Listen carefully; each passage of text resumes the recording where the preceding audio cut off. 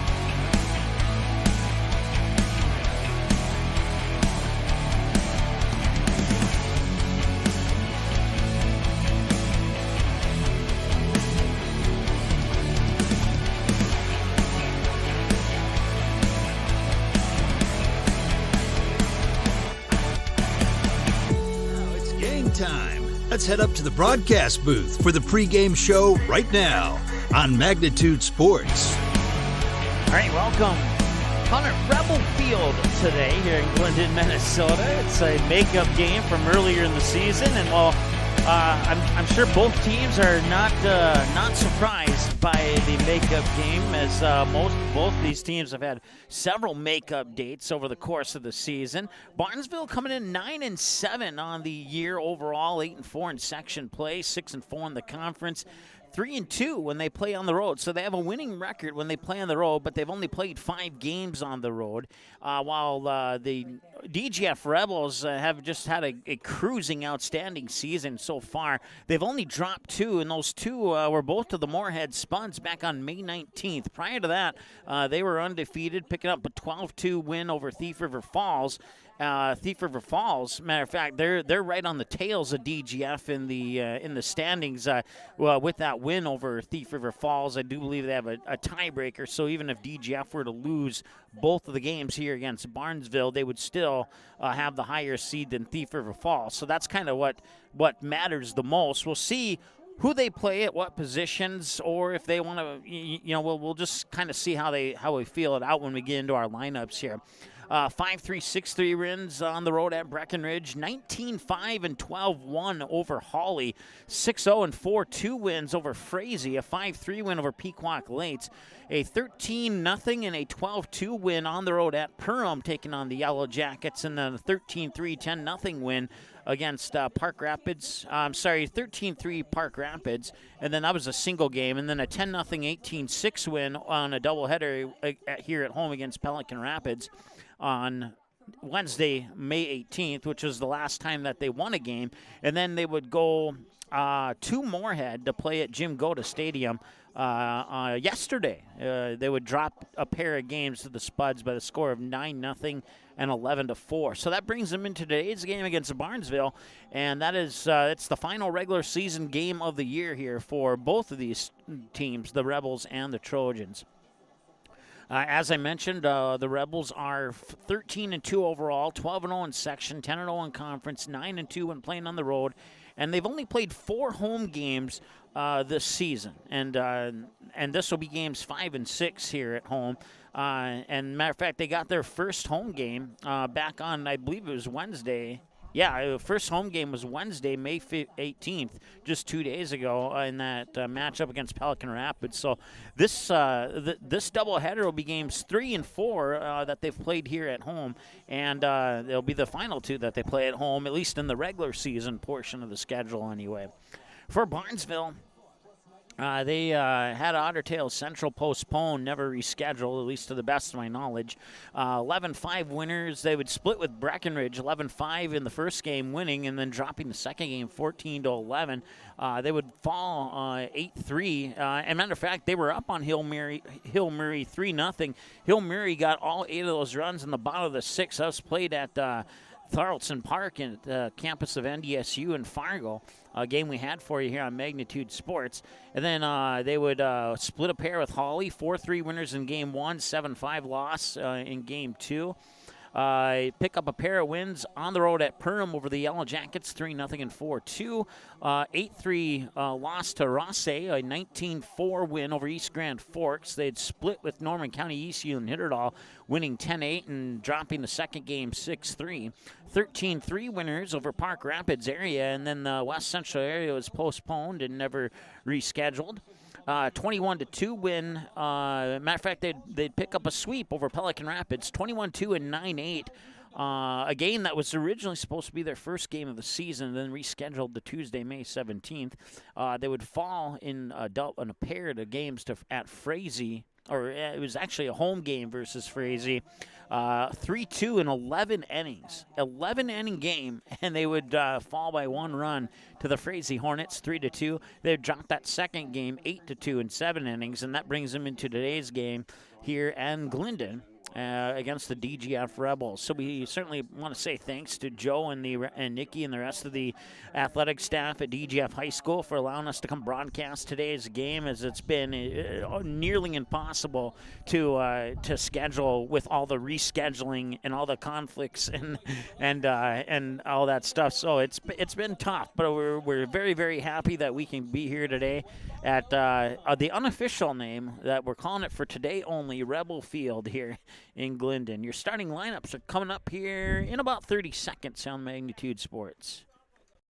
Looking for a new home? Make home happen by getting pre-qualified. Ratzo's Pool Hall. You can find them at 205 Front Street in Barnesville. When you head over to Ratzo's Pool Hall, expect cold beverages, tasty and crispy pizza, as well as a friendly staff. Search for Ratzo's Pool Hall on Facebook. Give the page a like and follow so you can keep up to date with all the daily specials, new menu additions, and dates of special events such as karaoke and musical artists. Don't forget, if the Barnesville Trojans are playing, you can watch the game at Ratzo's Pool Hall. They invite you to stop by after the game. 205 Front Street in Barnesville, Ratzo's Pool Hall. Just a fun little place in a small town. To our visitors from all right, welcome back. Game one of a doubleheader here at Rebel Field in Glyndon, Minnesota. As we get ready here, the PA announcer, we're going through the opening announcements. Let's go ahead and go through the batting lineups here. And for Barnesville, they'll be batting first. Matter of fact, we'll just turn it over to our PA announcer. Number 9, Kiana Amundsen. Number 4, Anna Stanford. Number 18, Kaylee Olson. Number 3, Lexi Bolgren. Number 8, Amelia Newell. Number 11, Paige Broughton. Number 1, Alexa Gregg. And number 10, Jada Vigils.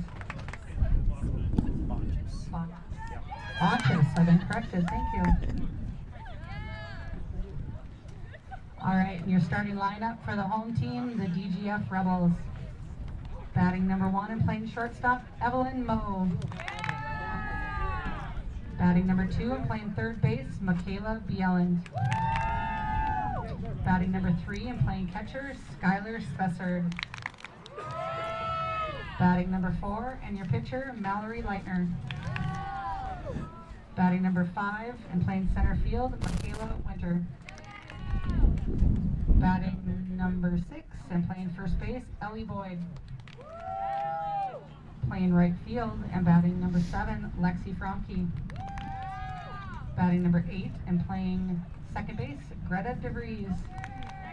And playing left field and batting ninth, Jordan Nelson.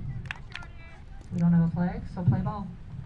All right, so there you go. We'll go through those one more time. Batting lineup for the Barnesville Trojans. Top of the order, 1, 2, and 3. It's the pitcher, Trinity Gregg. Left fielder, Katie Newell. And the catcher, Kiana Amundsen. The middle of the order at 4, 5, and 6. Center fielder, Anna Stanford. Right fielder, Kaylee Olson. Shortstop, Lexi Ballgreen. And the bottom of the order at 7, 8, and 9. Second baseman, Amelia Newell.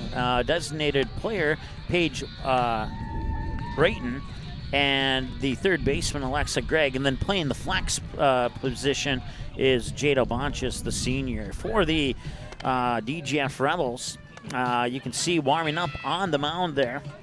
We'll go through the lineup here really quick. 1, 2, 3, Evelyn Moe, Michaela Bielan, and Skylar Spessard. 4, 5, and 6, Mallory Leitner, Michaela Winter, and Ellie Boyd. 7, 8, and 9, Lexi Fromke, Greta DeVries, and Jordan Nelson. And now defensively for the DGF Rebels, Mallory Leitner on the mound, or in the circle, I should say, and then Skylar Spezzer behind the plate catching. You got the Ellie Boyd at first, Greta DeVries at second, Evelyn Moe, the shortstop, and Michaela Bielen at third. Jordan Nelson left, Lexi Franke in right, Michaela Winter in center. And now we're ready to go. And the first pitch comes across at 3:56 p.m. for a strike, and it's 0-1 to the batter, Trinity Gregg. I can even that up at a ball and a strike. And that one's going to be hit towards the second baseman, DeVries. She'll fire it over to first, not in time. It'll be an infield hit for Trinity Gregg. That'll bring up Katie Newell. Now batting, Katie Newell. So the first hit of the game comes on the first batter of the game. And I cannot zoom out any further than that, so I promise to tell you the best I can on what's happening on the first base runner there. We'll see. May not be able to get the. I tell you what. I'll instead of telling you what's happening on first, I'll tell you if it's a ball or strike, because we can get the batter in there, so that matters. Katie Newell once again, swing and a miss for a strike. Now they'll toss it up to second. She slides in safely. So now it's a 2-strike count here to Katie Newell as Trinity Gregg takes second base. Nobody out so far here. It is 47 degrees under a mostly cloudy sky here in Glyndon. And she'll strike out. That is a Buffalo Wild Wings strikeout for the DGF pitcher, Mallory Leitner, one of the seniors on the team. And that puts one out on the board and brings up the next batter here, Kiana Amundsen. Now batting, Kiana Amundsen.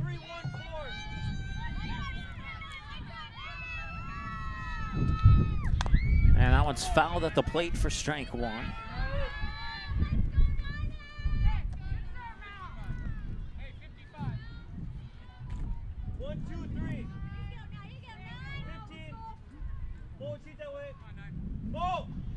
Showing bunt, pulls it back. Now they'll fire it over to third. Out, they got her. That's out number 2 as Trinity Gregg gets caught stealing third. 2-5 on the throw out at third. And the pitch comes across for a ball to even up the count at 1-1. So now 2 away, no runners on. Kiana Amundsen, the batter, with Anna Stanford on deck. That one will roll foul over the first base line. That's good for strike number 2. And it's a 1-ball, 2-strike count. This will be pitch number 10 for Mallory Leitner now. She has 1 Buffalo Wild Wings strikeout so far. This one's outside to even up the count at 2 balls and 2 strikes. Fouled away pitch, ball, fouled away pitch and a ball. And we'll see what the next pitch is here. 7 strikes on 10 pitches for Leitner so far. And this one's going to be moved into left field, and that will do it for inning number 1 as Amundsen will fly out to left.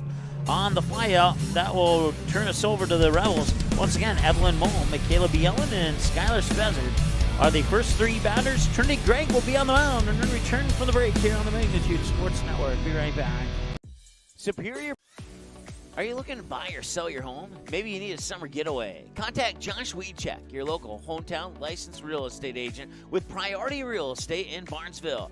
Josh will assist you in finding a new home for you and your family. Whether it's a pre-existing home or a lot available to build your own dream home, call or text Josh today. 218-790-2477. Priority Real Estate. Wishing the Trojans the best of luck in today's game. Barnesville Cenex is your one-stop shop in Barnesville for gas, snacks, and more, including fresh Sandy's Donuts each day of the week. And don't forget that Barnesville Cenex has the Caribou Coffee kiosk open each day as well. They're also your hunting and fishing license headquarters. Barnesville Cenex. Call them 218-354-2139 or stop in to get everything you need at 619 Front Street North in Barnesville. Barnesville Cenex wishes the Trojans the best of luck in this game and every game this sports season. All right, there's a look at Trinity Gregg, your starting pitcher here for the Banresville Trojans. She'll face off against Evelyn Moe, Michaela Bielen, and Skylar Spezzer to start things off. Around the bases here, we got, let's see, I'm missing a first baseman for Banresville. Let me see if I can find that out really quick here. She's wearing a jacket, so I can't tell you for sure.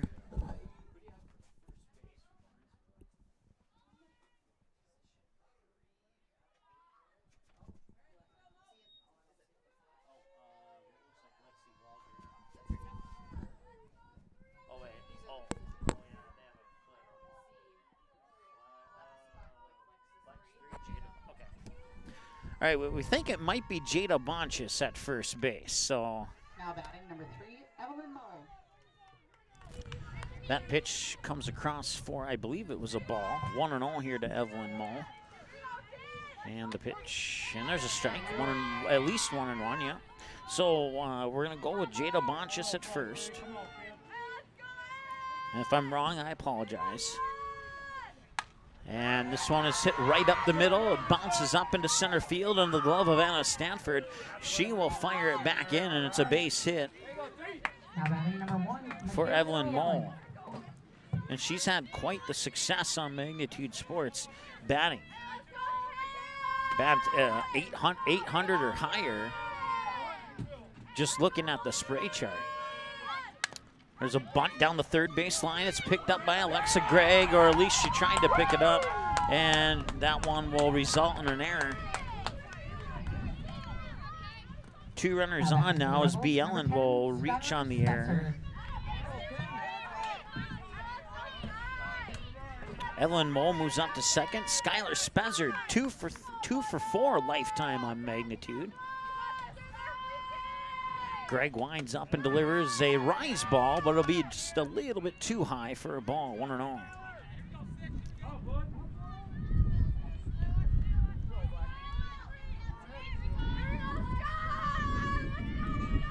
And she'll foul that one off at the plate. Now the count's even at 1-1. Mallory Leitner is on deck for DGF.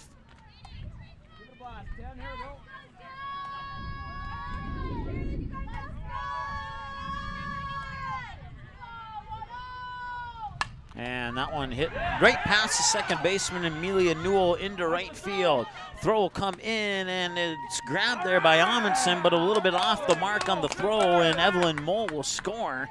And that makes it 1-0 in favor of the DGF Rebels on the RBI double for Skylar Spezzer.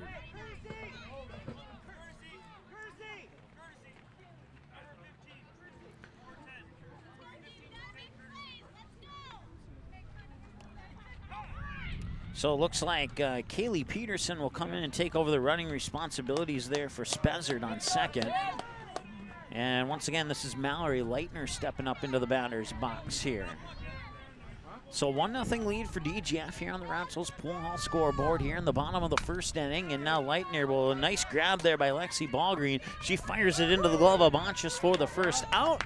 And coming in to score is Bielen to make it 2-0. So they'll get trade the run for the out. And that'll bring up Michaela Winter.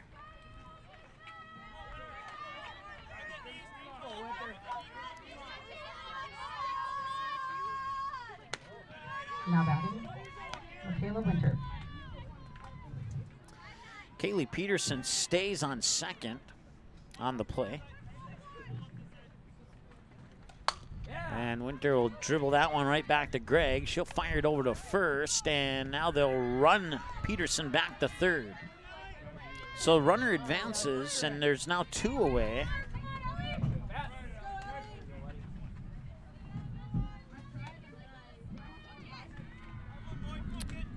Ellie Boyd, an 8th grader, steps up to the plate here for DGF.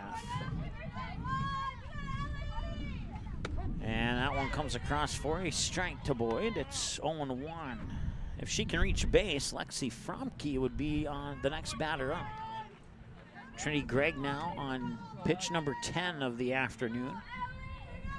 She'll wind and deliver, and this one is hit right back to her. They'll throw it over to first, and both pitchers, 10 pitches, 7 strikes, or 8, no, I take that back. 8 strikes and 2 balls on the ground out by Ellie Boyd on the 1-3, and that will take care of the first inning of play. 2-0 in favor of the Rebels, and now the Trojans try and strike back when we return after this here on the Magnitude Sports Network.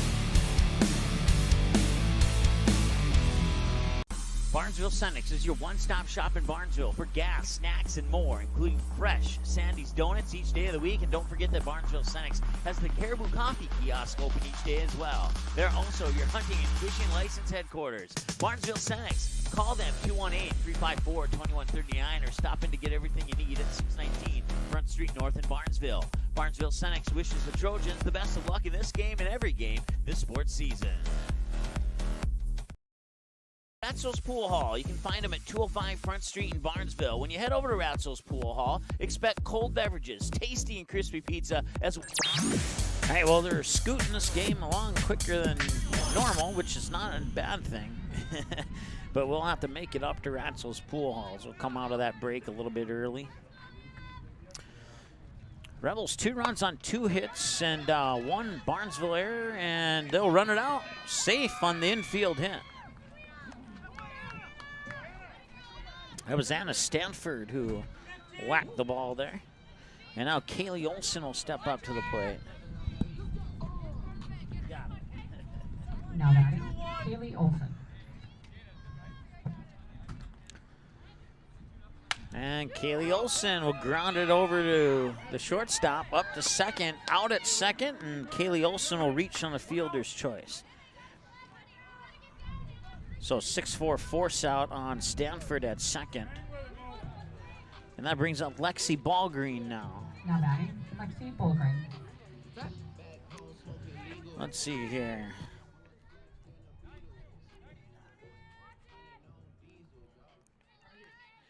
Lexi Ballgreen, 10 for 16 on at-bat appearances here, lifetime on Magnitude Sports. Now she'll bunt. She'll bunt it right back. Third baseman Michaela Biela is right there, and she'll reach base on an error. And moving over to third is Kaylee Olson. So now runners on the corners.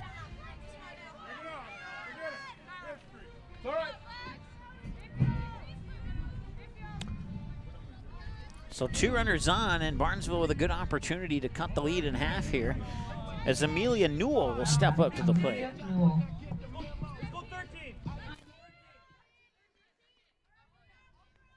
They're the first visiting team that has walk-up songs played from their dugout, which is pretty cool, I think.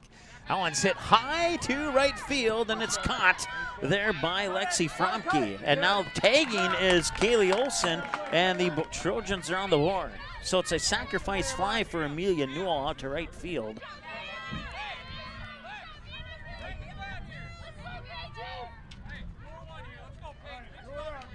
And it brings up Paige Brayton.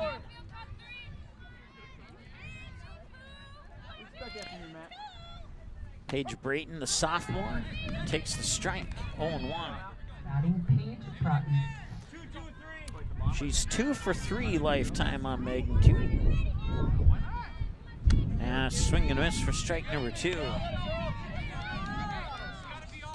I'm gonna see if I can back the camera up a little bit here, maybe get a little bit wider angle on first base for you.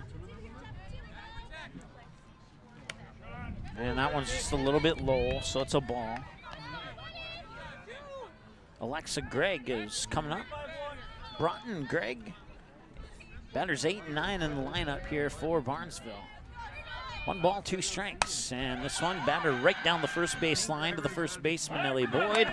And actually be Greta DeVries who steps on the bag and causes the out. And that'll be good for the top half of the second. Trojans get 1 run on 2 hits, and they leave 1 on base. Rebels also have a runner on base. Left on, and now your numbers are accurate. Maybe they're not. We'll get that fixed here for you in just a moment on the Magnitude Sports Media Network. Be right back. Ratzel's Pool Hall. You can find them at 205 Front Street in Barnesville. When you head over to Ratzel's Pool Hall, expect cold beverages, tasty and crispy pizza, as well as a friendly staff. Search for Ratzel's Pool Hall on Facebook, give the page a like and follow so you can keep up to date with all the daily specials, new menu additions, and dates of special events such as karaoke and musical artists. Don't forget, if the Barnesville Trojans are playing, you can watch the game at Ratzel's Pool Hall. They invite you to stop by after the game. 205 Front Street in Barnesville, Ratzel's Pool Hall. Just a fun little place in a small town. You didn't like the call? Please remember the officials on the court and the field have the best view of the action as it happens. More officials are needed. People like you. Stay connected to the game you love. Contact the NDHSAA, MSHSL, or your local high school to find out how to be... All right, and that first pitch of the bottom of the second here is in for a strike. Fouled away pitch and strike. The batter's Lexi Fromke, an 8th grader. Once again, Trinity Gregg pitching, Kiana Amundsen catching. And the rise ball is up too high for a ball, 1-1. Jada Bonchis at first, Amelia Newell at second, Lexi Ballgreen the shortstop, Alexa Gregg at third, Katie Newell in left, Kaylee Olson in right, Anna Stanford in center field. Here's the windup from Gregg, and that one's going to be popped up, and that will drop for a hit in shallow right. Scooped up by Kaylee Olson, and that's good for a base hit and a single. And that'll bring up the next batter here for DGF, Greta DeVries. Now batting, Greta DeVries.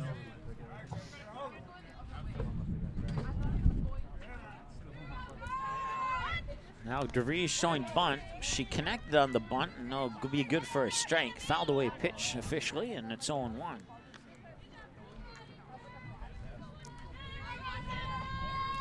Here in the home half of the second inning, and a 2-1 lead for the 2-loss DGF Rebels.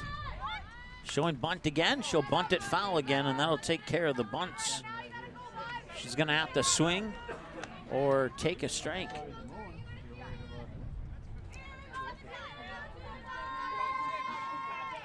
I mean, she can bunt, but if she bunts it foul, then she'd be out. And she'll be out anyway. That's a Buffalo Wild Wings strikeout for Trinity Gregg. Now batting, Jordan Nelson. Jordan Nelson, the senior, steps up to the plate here for DGF now with 1 away and 1 runner on. That runner is Lexi Fromke on first. And right back to Trinity Gregg, and she'll fire it up to second, and they'll get the force out at second, or did they? No, her foot came off the bag. So that goes into the books as a fielder's choice for Jordan Nelson.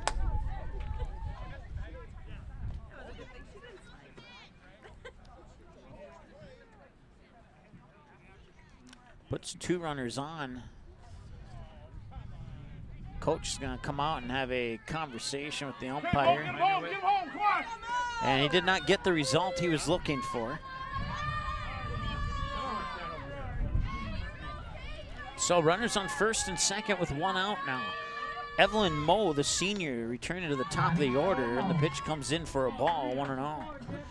She singled into center field last time she was at the plate. And this one hit hard towards third. They'll step on the bag at third for the force out, so they'll get the lead runner, Fromke, and Evelyn Moe reaches on a fielder's choice. Now batting, Michaela Bielen. Michaela Bielen reached on an error charge to the third baseman last time she was at the plate. Swing and a miss as the pitch went over the top of the bat, or the bat. No, let's try that again. The bat went over the top of the pitch. There we go. 0-1.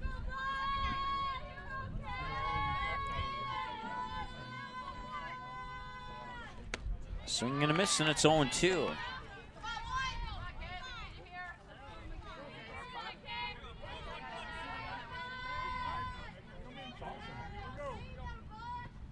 And this one is over the head of Lexi Ballgreen into shallow left. Rounding third is Nelson, and she will score. Throw back to third, and she is safe. So Jordan Nelson scores.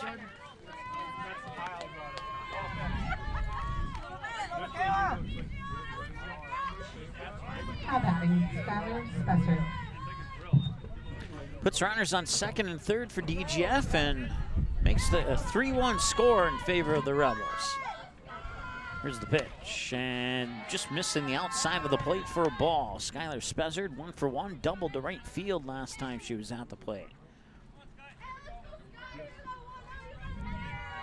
Wind up from Gregg, and a little dribbler off to the third base side foul to even up the count at a ball and a strike, 1-1.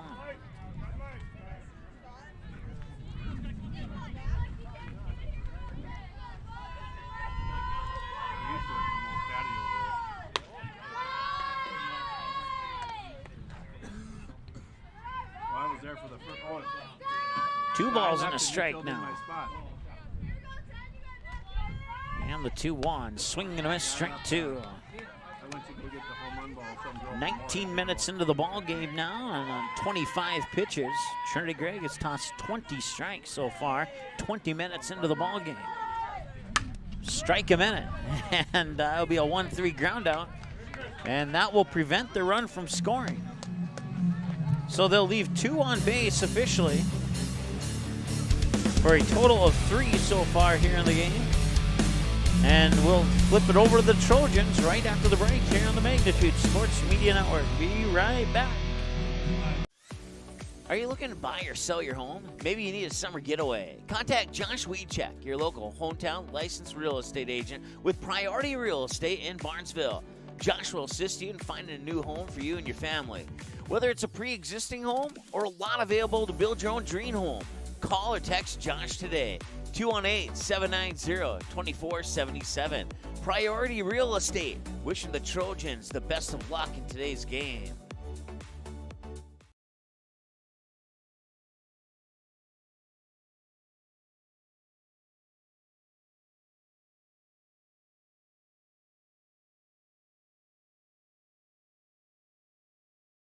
All right, welcome back. 2 complete and a 3-1 lead here for DGF over the Barnesville Trojans here in Glyndon, Minnesota. 47 degrees and mostly cloudy here in Glyndon right now. It's a chilly day, but not a terrible chilly day. You wear a nice jacket, you'll be just fine. Alexa Gregg, Trinity Gregg, and Katie Newell. It'd be batters 9, 1, and 2 for Barnesville. Once again, Mallory Leitner on the mound. Catching is Skylar Spezard. Around the bases for DGF. Ellie Boyd at first. Greta DeVries at second. Evelyn Mole at shortstop. Michaela Bieland at third. In the outfield, Michaela Winter in center. Lexi Fromke in right. And Jordan Nelson in left. Once again, here is Alexa Gregg. Wind up, and she'll get the strike. 0-1.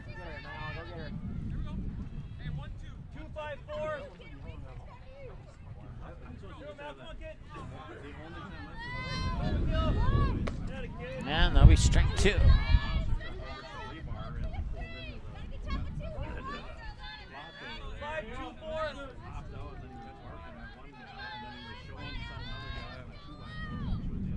And she'll strike out. And that'll be another Buffalo Wild Wings strikeout there for Mallory Leitner. Now she'll go up against the top of the order, Trinity Gregg. Now batting Trinity Gregg. Gregg reached on an infield single last time she was at the plate.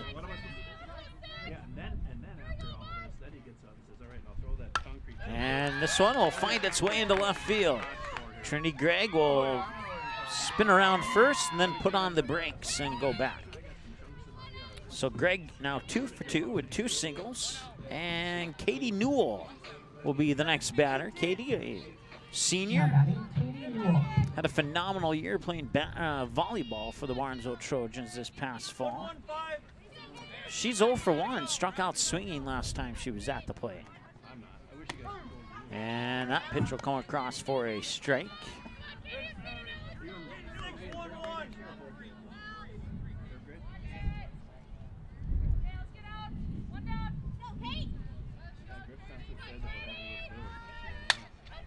And that one's hit hard to short.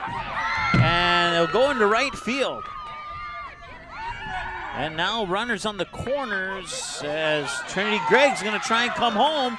And she will score, and the Trojans are back within a run.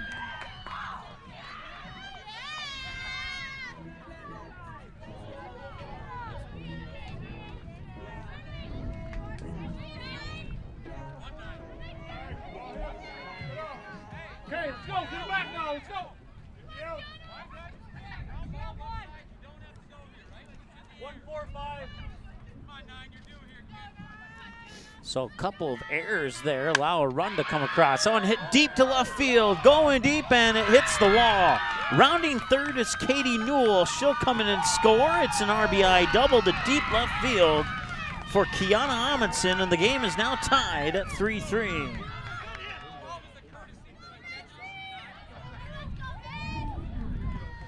And we'll have a courtesy runner here for Kiana Amundsen, and that is going to be Macy Pana. And Anna Stanford will be the batter now here, as the game is now tied at 3-3.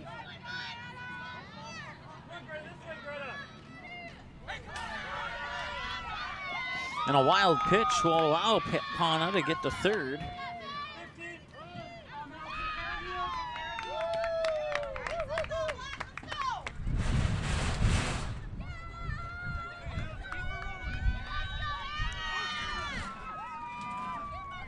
So with one away, Barnesville has the go-ahead run on third.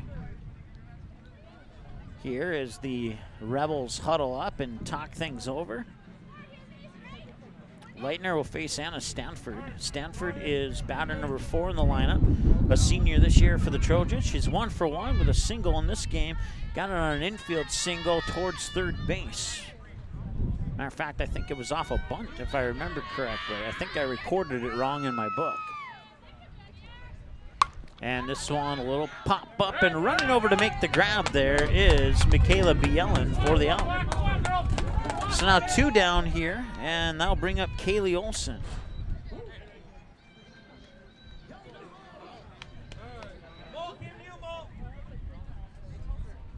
Macy Pana will remain at third. Olson 0 for 1, reached on a fielder's choice earlier.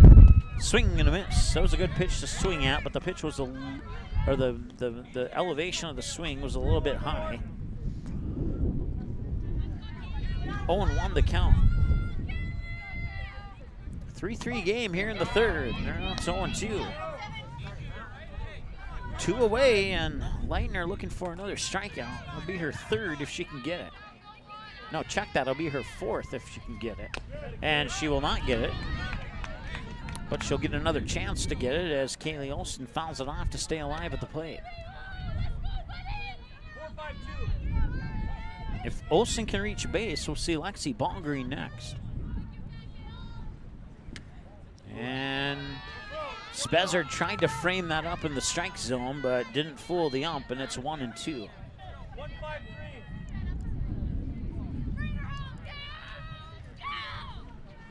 Pitch from Leitner, and that one is going right to the first baseman, Ellie Boyd, and that will take care of the third inning of play. They will, or the top half of the third, as Barnesville will strand 1 more for a total of 2 in the game, and we will go now to the home half of 3 right after the break here on Magnitude. Be right back. Barnesville Senex is your one-stop shop in Barnesville for gas, snacks, and more, including fresh Sandy's Donuts each day of the week. And don't forget that Barnesville Senex has the Caribou Coffee kiosk open each day as well. They're also your hunting and fishing license headquarters. Barnesville Senex. Call them 218-354-2139 or stop in to get everything you need at 619 Front Street North in Barnesville. Barnesville Senex wishes the Trojans the best of luck in this game and every game this sports season. Magnitude Sports would like to remind you that whether you're watching from home or watching from the stands, to please respect officials. Without high school officials, games are canceled and players lose playing time. Contact your local high school to find out how you can become an official and stay connected to the game you love.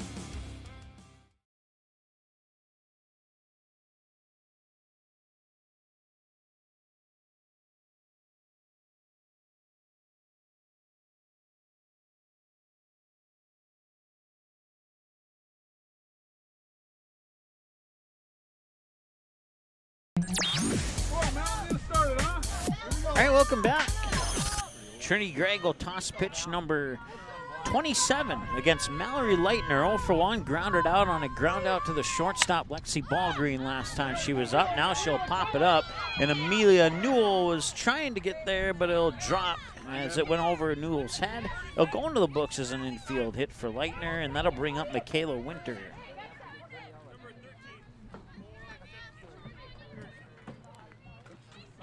So runner on base. Looks like we'll have a courtesy runner for Leitner, and that courtesy runner will be Jada Peterson.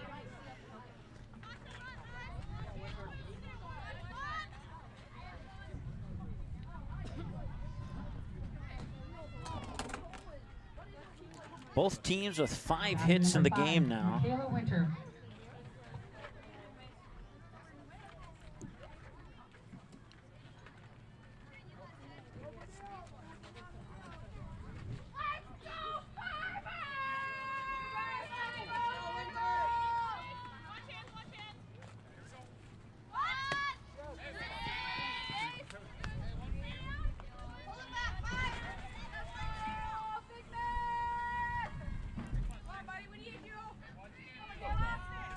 Come on, Leonard, huh?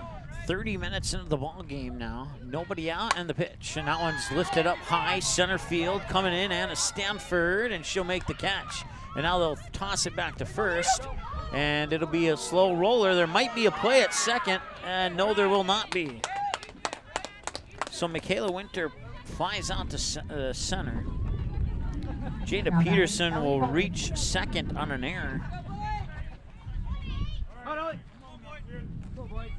And that brings up Ellie Boyd. Grounded out right back to the pitcher on a 1-3 last time she was at the plate. This one going to left field, and a nice toss on the run, and they get the double play.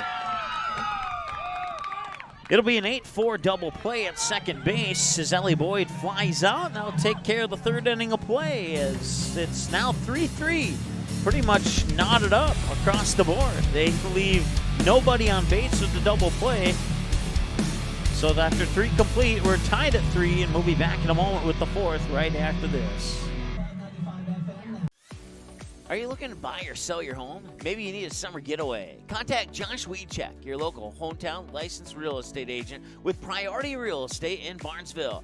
Josh will assist you in finding a new home for you and your family.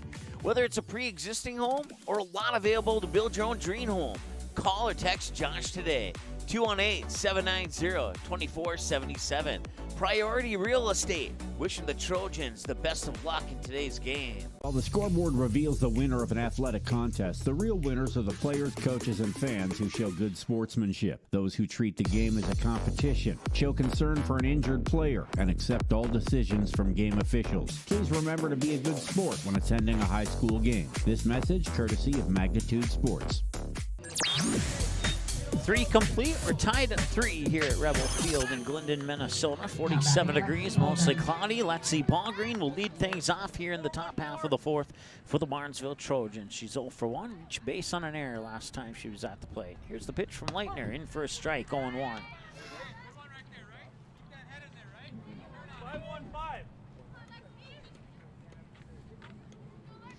And the next pitch is going to be hit in towards shallow right, or the end of the infield, and Greta DeVries will make the catch for the out.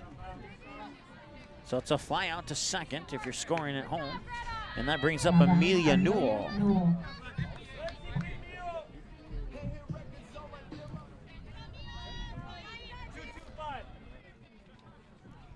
Amelia Newell scored the first run of the game on a sac fly to right field last time she was at the plate. This pitch comes across for a strike. It's 0-1. Paige Brayton, the sophomore, up to the plate next. We'll also see Alexa, well, we might see Alexa Gregg, depending on what happens with Newell and Brayton. There's strike 2. 37 pitches for Leitner. 31 of those have found the strike zone. That one will just miss, so 7 balls on 38 pitches. Not a bad split. 1 ball and 2 strikes.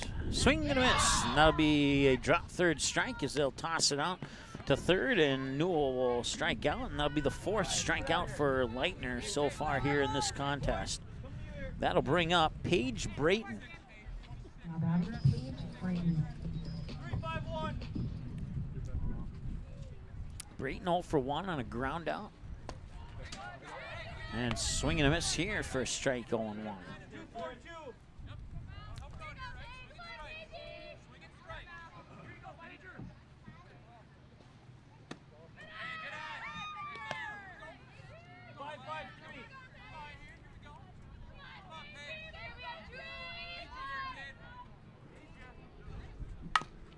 this one hit towards Bielen at third. She'll fire it across the void for the out, and that is the 1-2-3 inning for the Trojans here in the top of the fourth. They go scoreless with no runs, no hits, no errors, nobody left on base.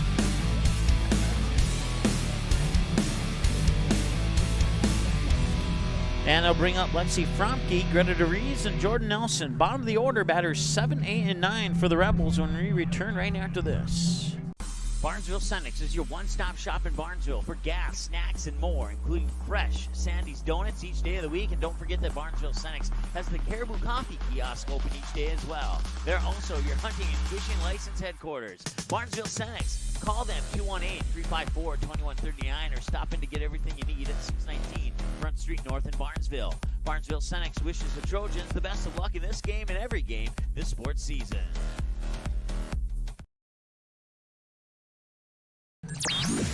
All right, 3.5 complete. We're tied at 3 here between the Rebels and the Trojans. Mike Mason with you here on Magnitude Sports. Also want to say thanks to our sponsors, including Ratzel's Pool Hall, Priority Real Estate Agent Josh Wiechek, and Barnesville Senex for making spring sports possible here. And Dean's Bulk Service, let's not forget about them. Dean's Bulk Service for making spring sports possible here on Magnitude Sports.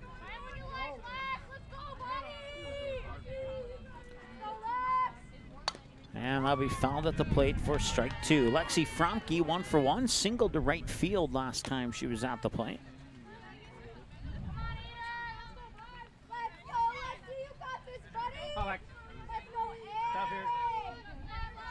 Trinity Gregg will wind up, deliver the pitch. That one hit out towards Lexi Ballgreen. She'll scoop it up, fire it over to Bonchus for the 6-3 ground out, and that is 1 out.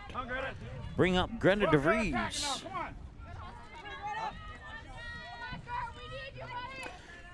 Greta DeVries 0 for 1, struck out swinging last time she was at the plate.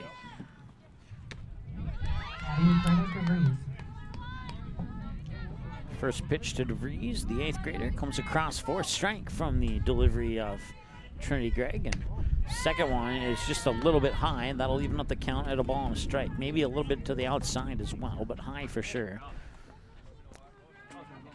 Here in the 4th inning, tied at 3, and that one's fouled back directly behind home plate. Be good for the second strike.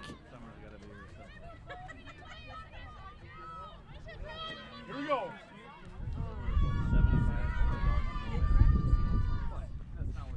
And hit hard towards third.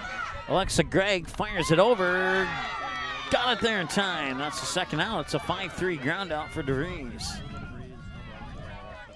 That'll bring up Jordan Nelson. Jordan Nelson.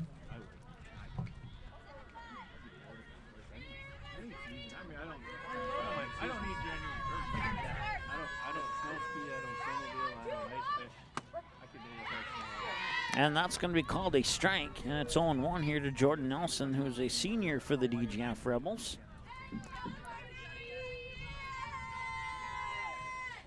And this one hit towards third, and it's through the legs of Alexa Gregg into left field. That'll go into the books as an error.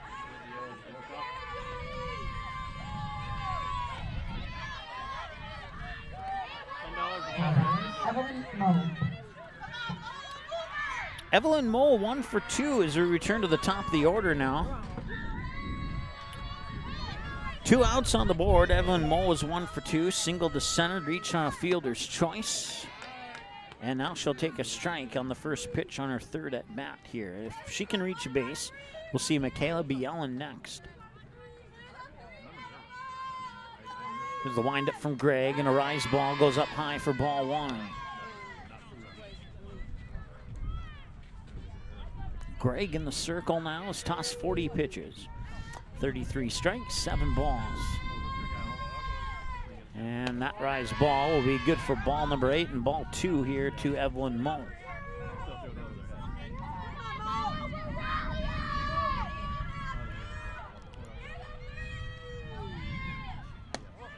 And that one just a little bit low, and it's ball 3. This is the first batter to have a 3-ball count on the DGF lineup here in this game. And that one's hit up high to right, and that's going to go foul, and they will not be able to make a play on it. You have to trust me on that one. I can't quite get my camera that far.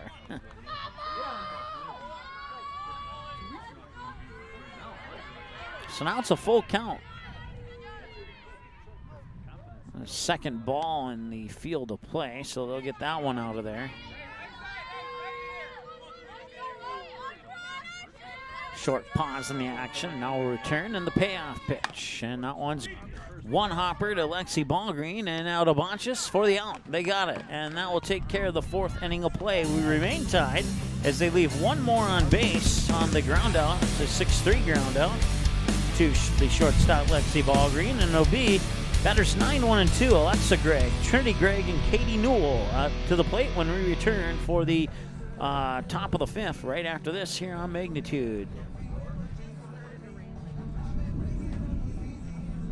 Dean's Bulk Service C-Stores in Barnesville and Sabin are your stops for high-quality Arco gas and diesel fuels, plus a car wash in Barnesville. Don't forget to pick up your favorite snacks and beverages as well. Dean's Bulk Service is your preferred choice for your propane, fuel, diesel, exhaust fluid, and ISO-Clean certified lubricants for your home, farm, and business. Call them 1-800-548-2799 or visit dbsoil.com to see what they can do for you. While the scoreboard reveals the winner of an athletic contest, the real winners are the players, coaches, and fans who show good sportsmanship. Those who treat the game as a competition, show concern for an injured player, and accept all decisions from game officials. Please remember to be a good sport when attending a high school game. This message courtesy of Magnitude Sports. All right, stepping up to the plate is Alexa Gregg, batter number 9 in the lineup. She struck out last time. Matter of fact, on the last 4 pitches she's faced, they've all been strikes. Strike, strike, strike, and strike. 0-1 on this trip around, and we'll go to the top of the order with Trinity Gregg right after this. And that one will come across as a strike as well, and it's 0-2.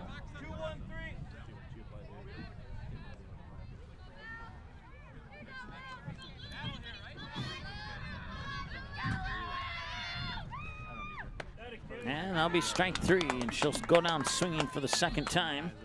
Now batting number 6, Trinity Gregg. Back to the top of the order now here for Barnesville. Trinity Gregg 2 for 2 with 2 singles. An infield single and a hit to left field. And this one is going to be dropped by Mallory Leitner, and that'll go into the books as a hit. Or, yes, it will, yep.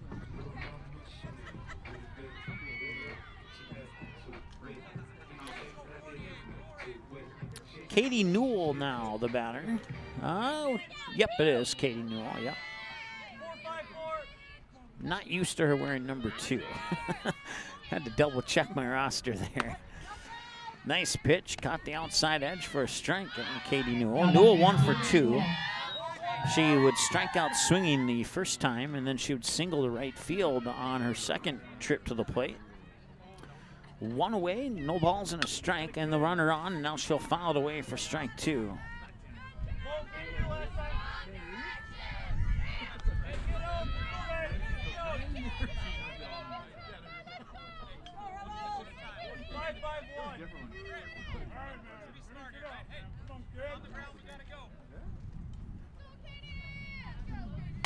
And that one fouled almost into our broadcast station here. It'll remain no balls and 2 strikes here to Katie Newell. On deck is Kiana Amundsen.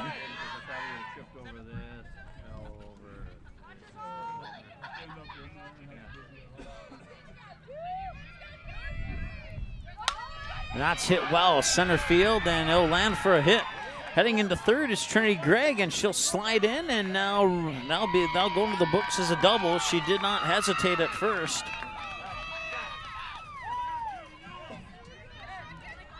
Kiana Amundsen, the batter now. 1 away and 2 runners on, both of them in scoring position, second and third. Kiana Amundsen fly out to left, and a double to left last time she was at the plate.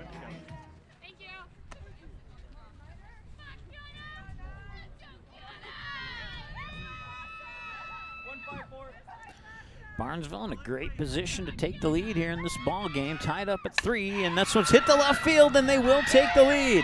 And they're going to send both runners around. Trinity Gregg will score. It's going to be a 2-run RBI double as Katie Newell crosses the plate. And Barnesville takes a 5-3 lead here on the Ranso's Pool Hall scoreboard. It's her second double of the game as 2-run score, and it's Anna Stanford now.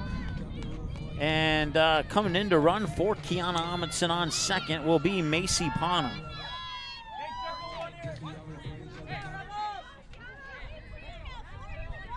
Once again, only 1 out, and a 5-3 lead now for Barnesville. Here's Leitner with the pitch, and that one is a ball, I believe. Yep, 1-0.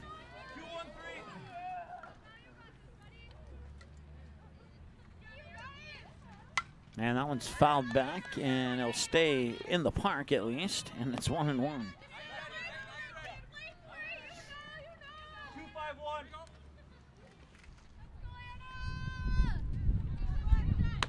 That one's outside. 2 balls and a strike now here to Anna Stanford. On deck is Kaylee Olson. And as long as no double plays happen, we'll see her next. And this one hit into left field. That could be enough to score Pana. She'll around third, and now they throw to second. It's an RBI double for Stanford, scoring Macy Pana, and that makes the score 6-3.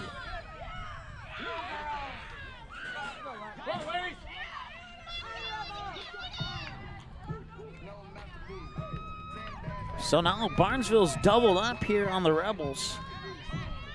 And Kaylee Olson will be the batter.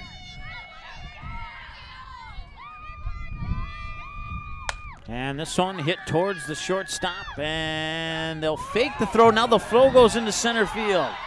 Stanford will get up, head into third. Olson up to second. Rounding third is Stanford. No play at the plate. She will score. It's 7-3. Going to the books as a hit and an error.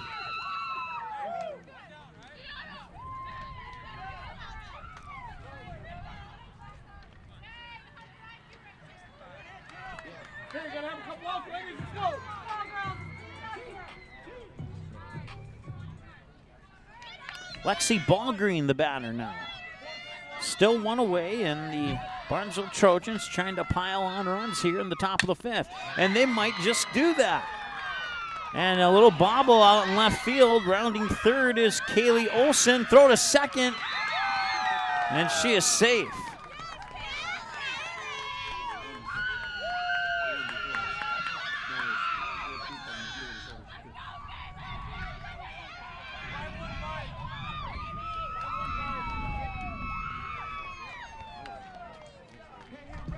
Amelia Newell, the batter now.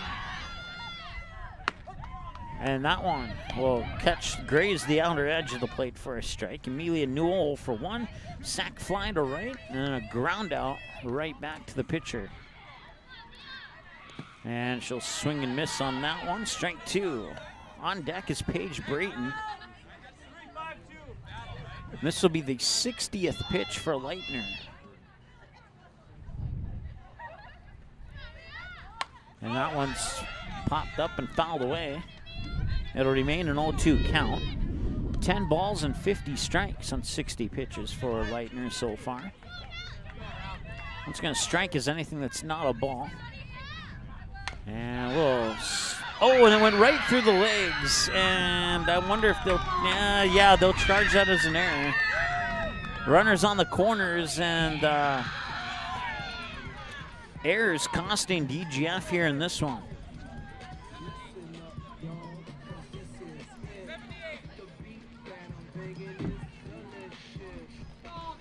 Six errors. Barnesville 8 runs on 10 hits and 6 DGF errors so far.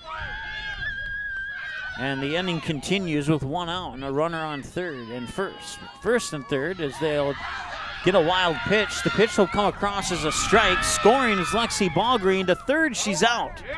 That'll be the second out as Amelia Newell gets caught trying to go into third. So once again, the pitch came across as a strike to Paige Brayton. Lexi Ballgreen comes in to score on the pitch. One more. And Amelia Newell is out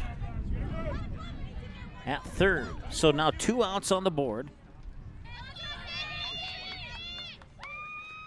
And Brayton will ground out to Leitner at the pitcher, and it'll be a 1-3 ground out, and that will end a great inning for Barnesville and not so great inning for DGM,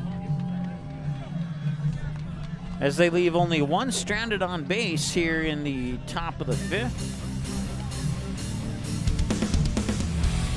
And I'll bring up Michaela Bielen, Skylar Spezzard, and Mallory Leitner, batters 2, 3, and 4.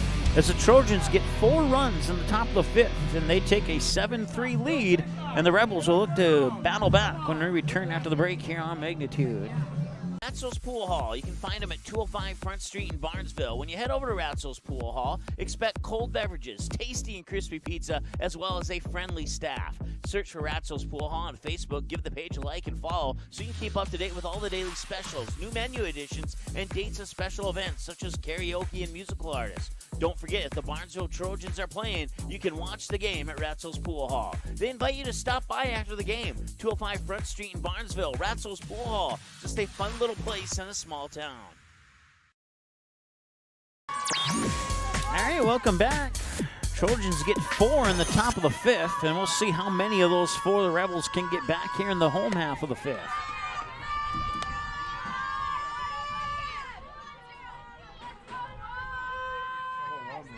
First pitch to Bielen comes in for a ball, 1 for 2, reached on an error, a double to left field. She's going to left field again. This one will land for just a single, though, this time. And Bielen is on base. Now batting Skylar Spezzard, the junior, 1 for 2, double to right, ground out to Trinity Gregg, the pitcher, on a 1-3 last time she was at the plate. Gregg winds up and delivers a strike. Nice pitch down the middle there for Trinity Gregg, and it's 0-1 here to Spezzard.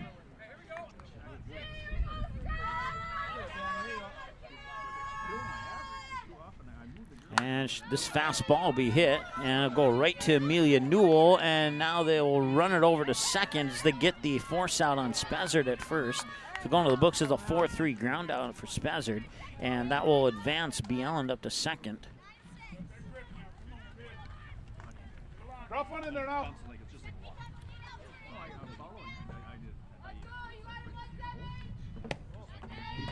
I forgot to add 2 runs to our scoreboard here for Barnesville. Let me do that really quick.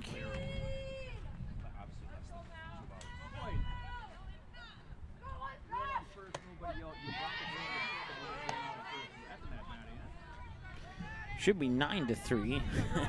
My apologies. Can only hit so many buttons at a time, I guess. Come on, man. You don't believe me? So no for no.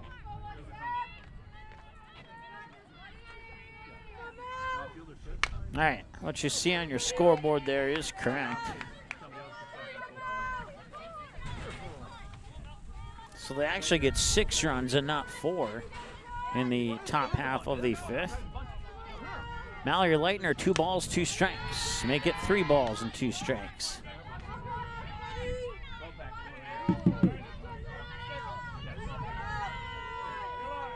Full count and a payoff pitch for Gregg. And this one grounded out towards Lexi Ballgreen through her legs, and that'll be an error. And the throw will come into third. So runners on the corners now. And an error charge to Barnesville.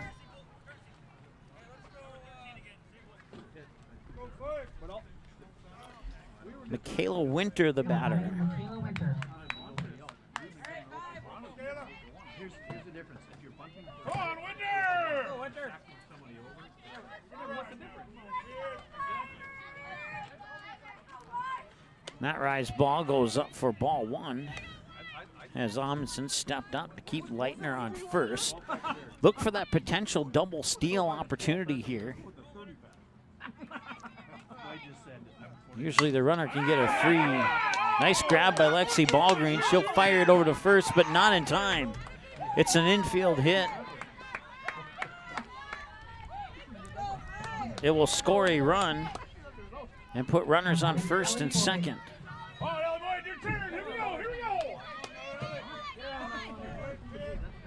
Ellie Boyd, 0 for 2. Grounded out to the pitcher. Fly out to Katie Newell in left field. Matter of fact, that fly out to left field was a result of a 7-4 double play that ended the inning last time Ellie Boyd was at the plate. And this one hit right back to Gregg. She'll underhand throw it here to Bonchis for the out. That's 2 outs now. And the runners will advance 45 feet from first and second to second and third. Come on, Lex! Get down on it. Let's go. Yeah, Minnesota picking on it. Come on, Lex. There you go. Lexi Fromke will go to left field. That will land for a base hit. And scoring is Leitner. And they've gotten 2 of the 6 back. It's now 9-5. Let's go. Come on. Come on, come on, come on. Attack it now. Let's go. Be ready, drive it. So runners on second and third with 2 out. Greta DeVries the batter, and she'll foul it at the plate for a strike, 0-1. She's 0 for 2, struck out swinging, grounded out to third.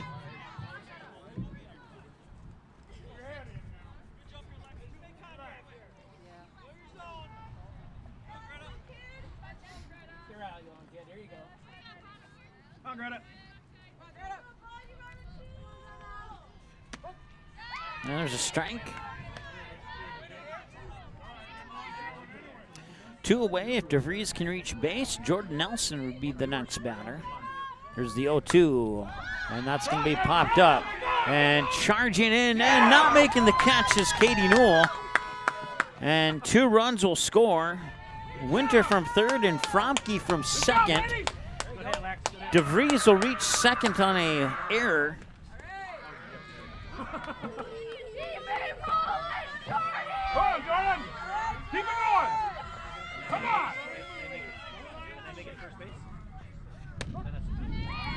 So 1 runner on now, and 2 more runs cross the plate. It's now 9-7.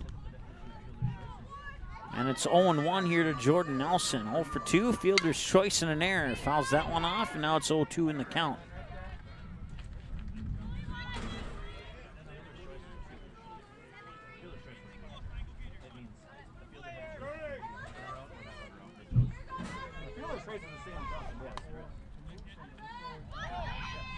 And now they'll throw to third, and she'll make it in time, so it'll go into the books as a stolen base. Pitch comes across as a ball. It's 1-2.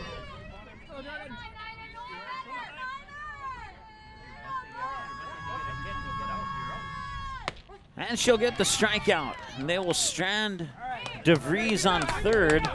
Now end the 5th inning of play. So they get 4 of the 6 back, and it's back to a 2-run ball game as we go into the top of 6.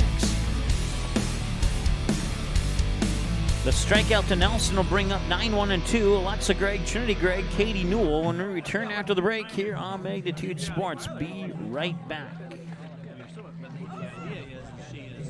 Dean's Bulk Service C-Stores in Barnesville and Sabin are your stops for high-quality Arco gas and diesel fuels, plus a car wash in Barnesville. Don't forget to pick up your favorite snacks and beverages as well.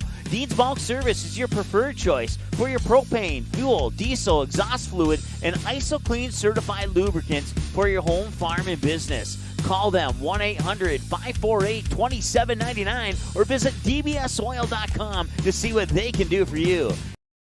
Magnitude Sports would like to remind you that whether you're watching from home or watching from the stands, to please respect officials. Without high school officials, games are canceled and players lose playing time. Contact your local high school to find out how you can become an official and stay connected to the game you love.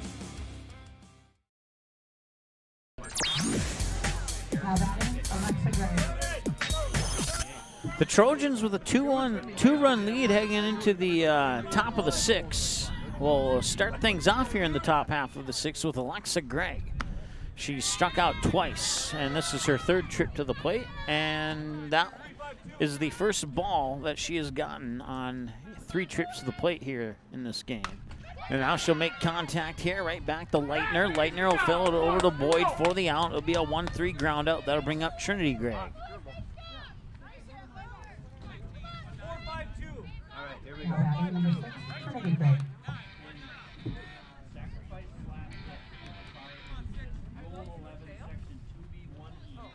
And Trinity Gregg will line that one into center field on the ground. It's good for a single.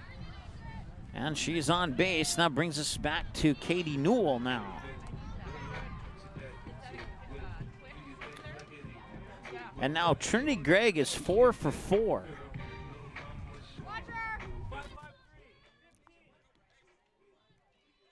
Now batting Katie Newell. Newell 2 for 3, struck out swinging, a single to right, a double to center, and now an infield single. Runners on first and second as a result bring up Kiana Amundsen.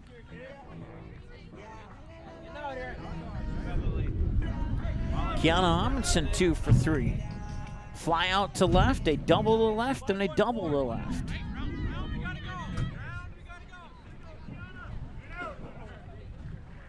And the pitch is outside for a ball, 1-0.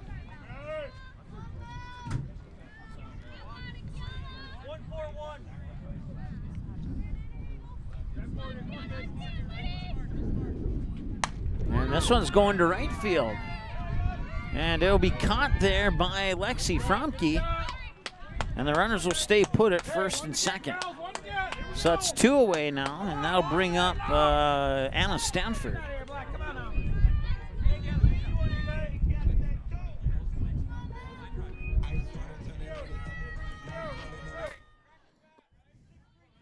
Runners will stay in the spots that they were in originally. Stanford 2 for 3, a infield single, a fly out to the third baseman, and a double to left field. That double was I don't remember if it was a 1-run or a 2-run RBI double, but I do remember it scored a run. Swing and a miss for strike 2.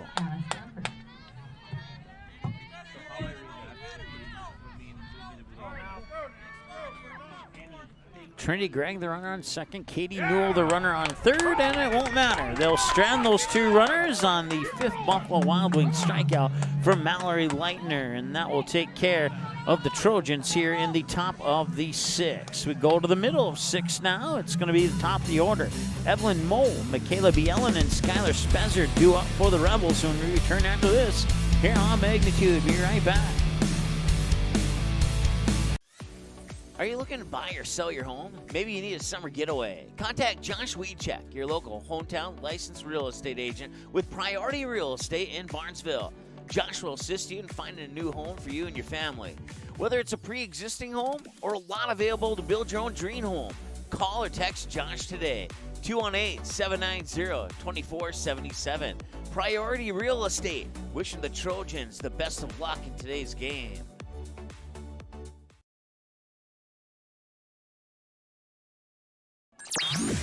All right, welcome back. Bottom of the 6, top of the order for the Rebels. Moe, Bielen, and Spezzer. It'll be Evelyn Moe, the senior, who start things off here in the bottom home half of the 6 as we cross the 1-hour mark of the ball game. Officially 1 hour 2 minutes time of the ball game now. Evelyn Moe 1 for 3, singled to center field. Since then, grounded out to, or checked out, reached on a fielder's choice, and then she grounded out to the shortstop on a 6-3 last time she was at the plate. Here's the pitch from Gregg, and this one's going to be sent up to center field, maybe right center, and Stanford cannot get to it. And moving into third is Moe. They will hold her there for a triple.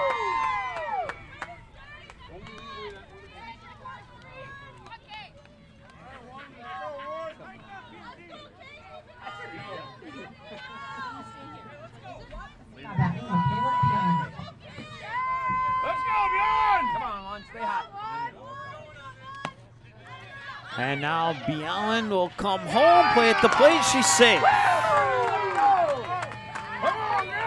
My apologies. Bielen was the batter. It was Evelyn Moe who came home and scored. And now the Rebels are within a run. It's 9-8. Pitch came across as a ball. It's 1-0 to Michaela Bjelland. And Greg now 49 strikes on 61 pitches. Bjelland 2 for 3, reached on an error, and then she would double to left, and then she would single to left. And that'll be a swing and a miss for a strike. Go on.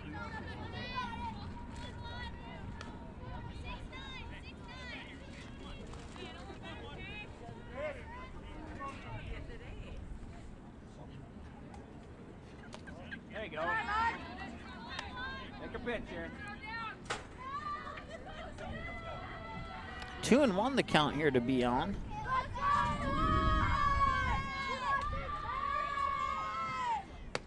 And that rise ball goes up just a little bit too high, and it's 3-1.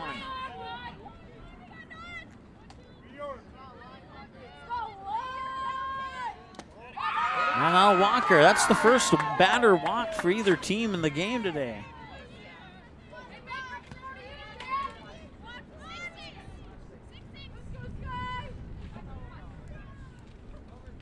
Let's roll, Dan. Let's roll. Skylar Spezzard, the junior, 1 for 3, a double to right. Since then, 2 groundouts, 1 to the pitcher, 1 to the second baseman. Nobody out, runner on first. The tying run is on base. That's Michaela Bjelland on first. Skylar Spezzard, the batter, outside. Now they'll toss it out to first, and that was close, but not close enough. And she'll remain safe. The pitch will come across for ball 2 to Spezzard. Mallory Leitner is the batter on deck here for DGF as Greg tosses pitch 68. That one will not get by Amelia Newell. It'll be batted down, and it'll be an infield hit. Come on now. Get out of here.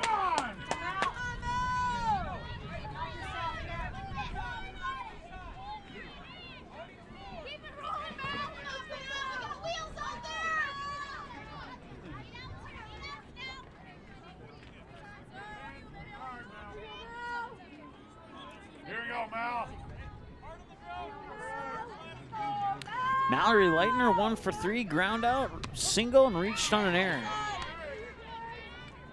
Runners on first and second, Bjelland on second. She represents the tying run. Skylar Spezzard on first. Check that. We have a courtesy runner for Spezzard, actually, and that is going to be Kaylee Peterson, and Kaylee Peterson represents the go-ahead run here for the Rebels.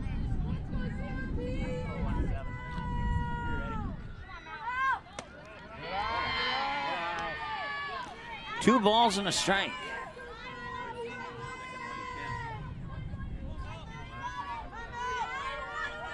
Here's the 2-1 pitch. Fouled off, 2-2.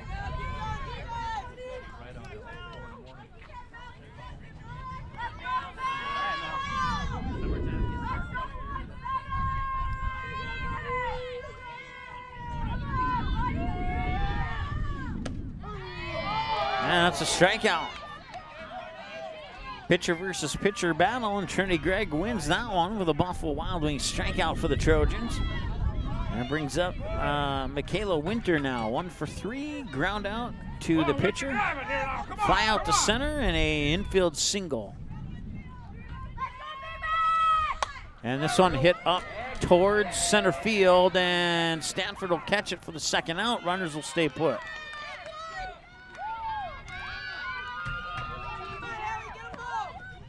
Batting number 11, Ellie Boyd. Ellie Boyd now, 0 for 3, ground out, fly out, and a ground out. 2 ground outs to the pitcher, the fly out to left.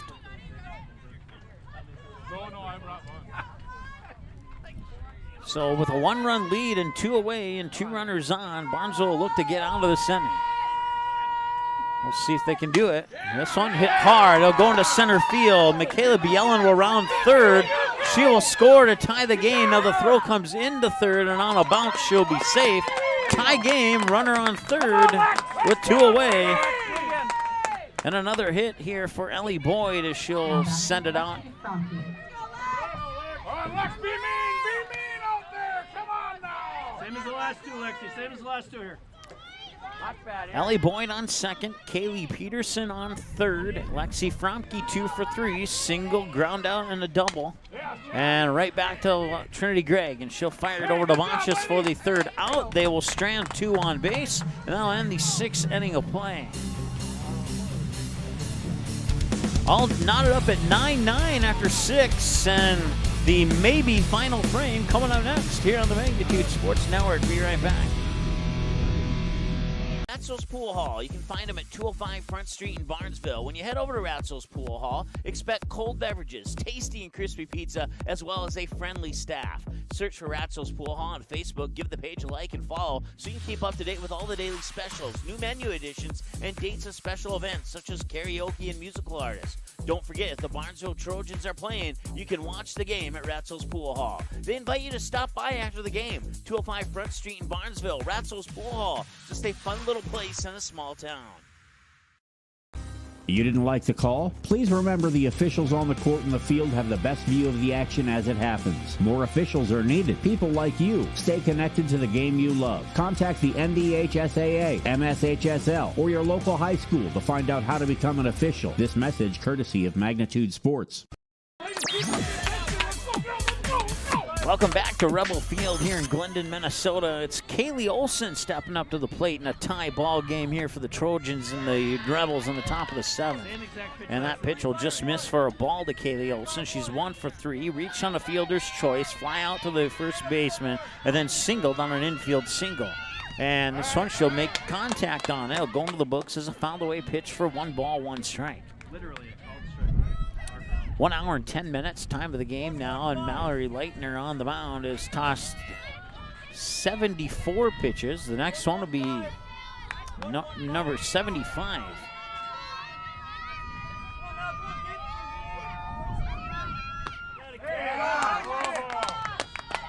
And they will call that ball 2. So on 75 pitches for Leitner, 14 balls and 61 strikes. 2-1 to Kaylee Olson. Here's the pitch, and that'll be ball 3. On deck is Lexi Ballgreen.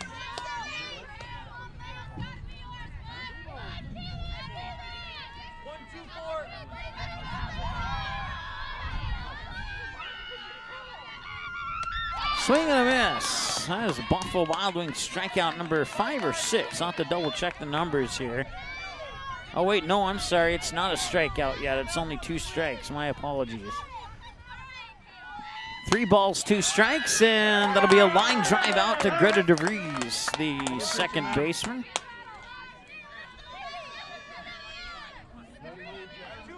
Now there's an out.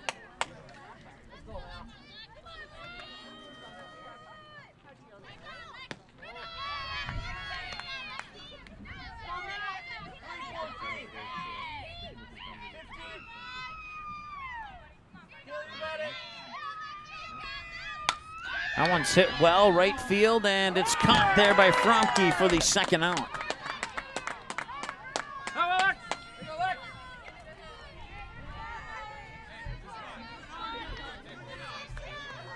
Amelia Newell will be the batter now. Now batting Amelia Newell. Newell for 2, sacrifice fly to right, score the first run of the game here for the Trojans. That pitch will come across for a ball. It's 1-0, and then she'd ground out and reach on an error. 1 ball, no strikes, 2 outs, no runners on, and a 9-9 ball game here. And that pitch is low for ball 2. So if Leitner can get Newell out, the Rebels will have a chance to walk it off in the bottom of the 7th, or if not, we'll see extras. I should get a piece of that one. That goes into the books for a strike. 2-1 on the foul away pitch.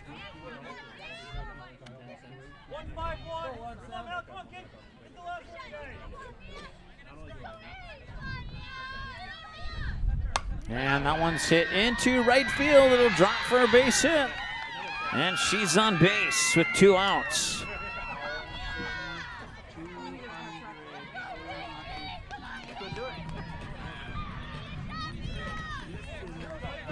So it's a single to right field for Amelia Newell. And now that is Paige Brayton stepping up to the plate. Total of 24 hits in this ball game so far. And half that amount in the amount of errors. Each team has 6 errors, according to my numbers.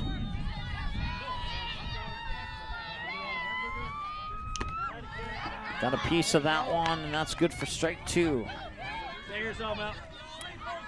Brayton 0 for 3, ground out, and a ground out. Looking to keep the inning going here for Banresville, as they'd like to get an insurance run heading into the bottom of the 7th. Outside, toss up to first. She's back in time. Pitch comes across for a ball. It's 1-2 now here to Brayton. This is pitch 87 for Leitner.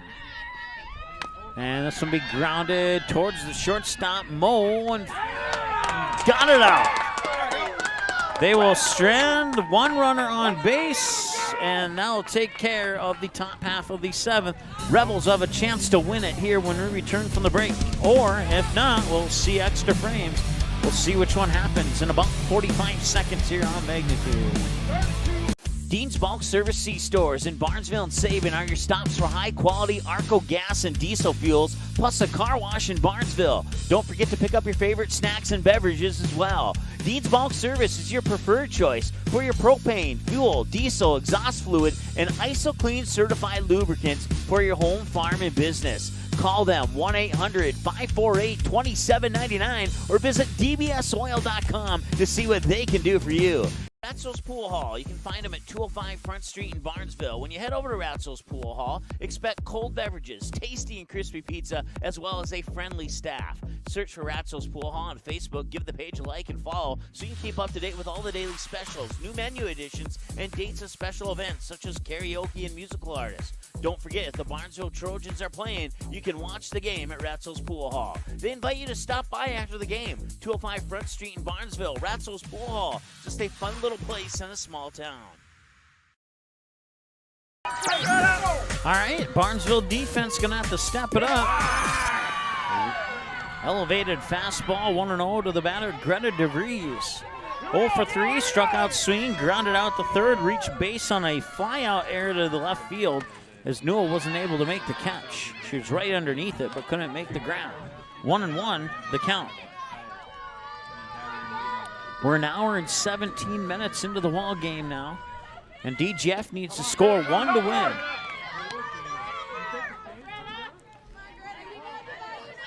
Or we'll go to the 8th inning. This will be pitch number 80 coming up for Trinity Gregg here. She'll wind up, deliver the 1-2, and it's in for a drop strike. They will throw it to first to complete the out. They'll go into the books as a drop third strikeout for Trinity Gregg.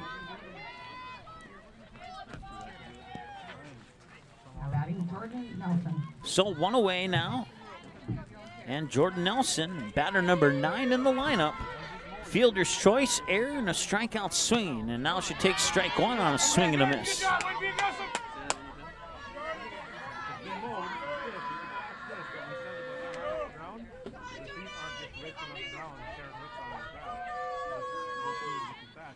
And a swing and a miss for strike number 2.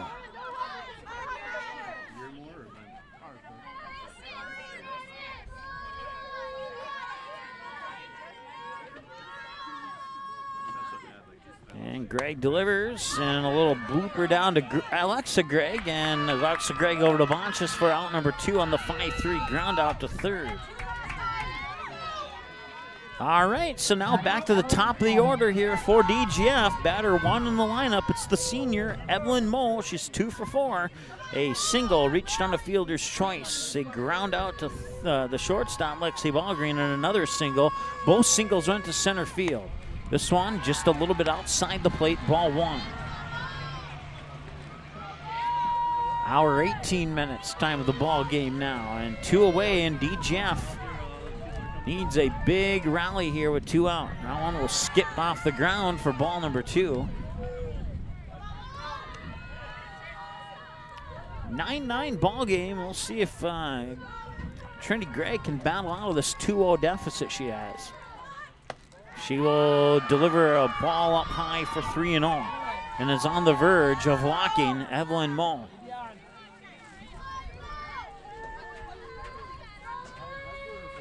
Greg will wind up, and it's a 4-pitch walk.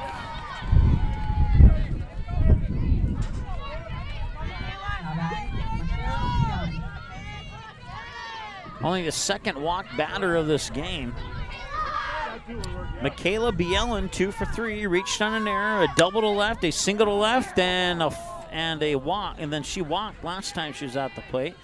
This time she fouls it off down the third base line towards left field. And that's where she's put all her hits. Trinity Gregg, 2 pitches shy of 90.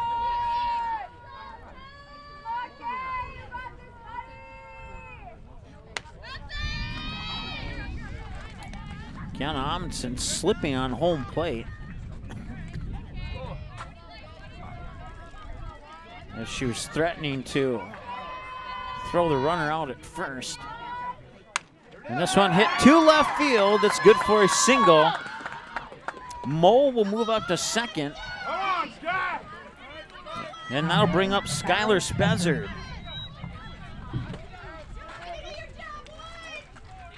So now the winning run moves into scoring position here with Spezzard, who's 2 for 4.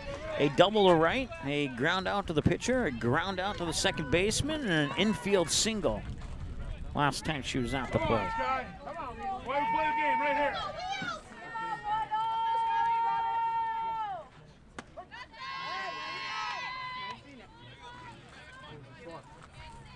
That's the 25th hit of the ball game with the shot out to left from Bielen, who's now on first. The pitch up high for a ball. It's 1 ball, 1 strike. Strike came first, ball came second, 1-1.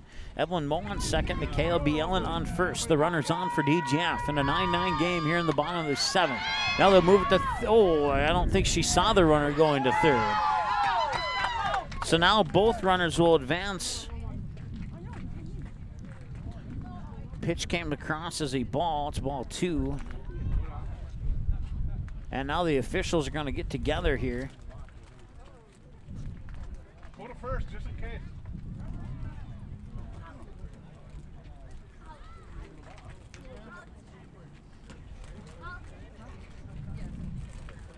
I'm not exactly sure what they are discussing, to be honest with you. I was looking down on that particular play into my scorebook. I have a guess at what they might be discussing.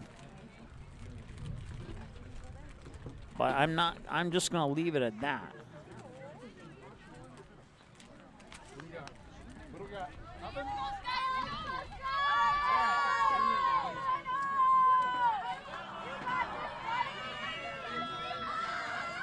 And now the umpire talking to the Banresville coach. Come on, Sky! Bring it out, Sky. Come on, kid. So a base hit here would win it for DGF.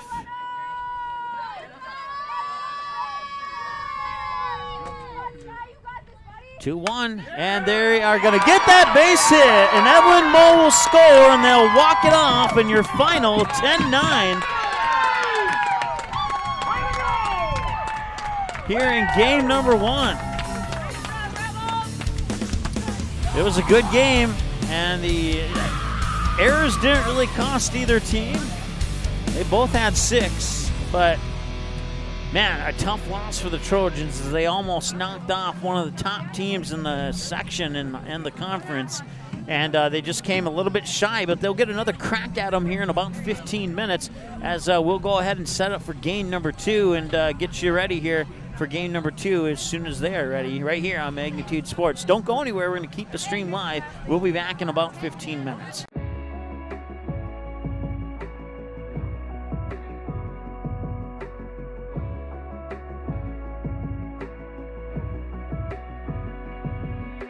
Don't go anywhere. The next matchup is minutes away here on the Magnitude Sports Network. While you're waiting, subscribe to our YouTube channel and click the notification bell.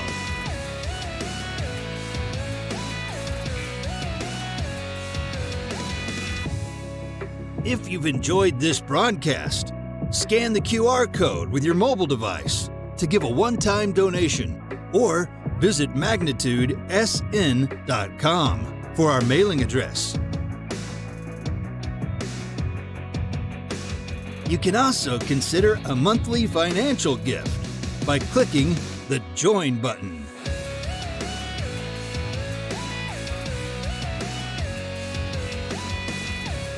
We are between games. Don't go anywhere. Your favorite team is playing next on Magnitude Sports.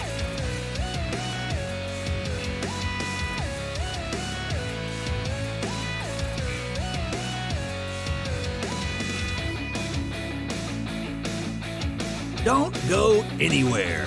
The next matchup is minutes away here on the Magnitude Sports Network. While you're waiting, subscribe to our YouTube channel and click the notification bell.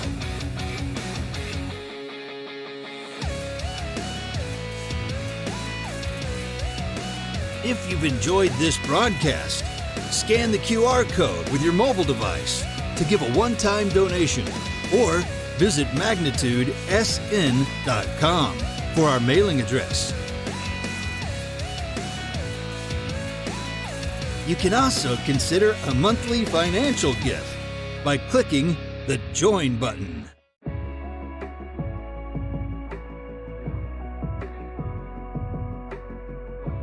We are between games. Don't go anywhere. Your favorite team is playing next on Magnitude Sports.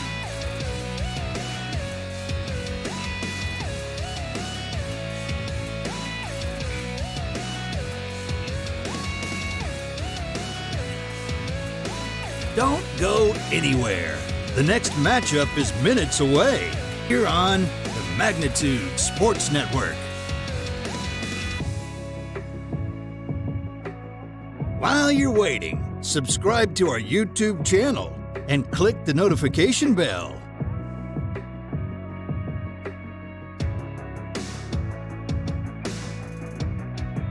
If you've enjoyed this broadcast, scan the QR code with your mobile device to give a one-time donation or visit magnitudesn.com for our mailing address.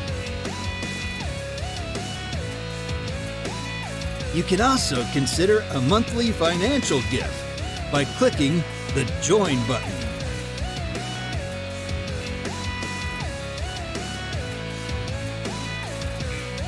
We are between games. Don't go anywhere. Your favorite team is playing next on Magnitude Sports.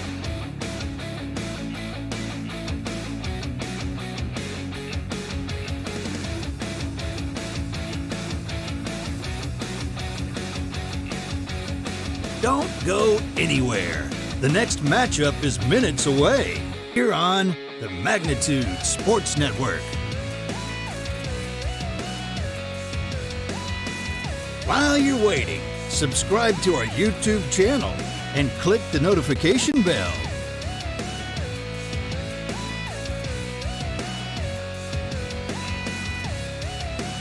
If you've enjoyed this broadcast, scan the QR code with your mobile device to give a one-time donation or visit magnitudesn.com for our mailing address. You can also consider a monthly financial gift by clicking the Join button.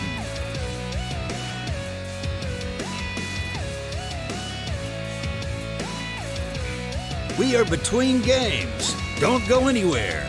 Your favorite team is playing next on Magnitude Sports.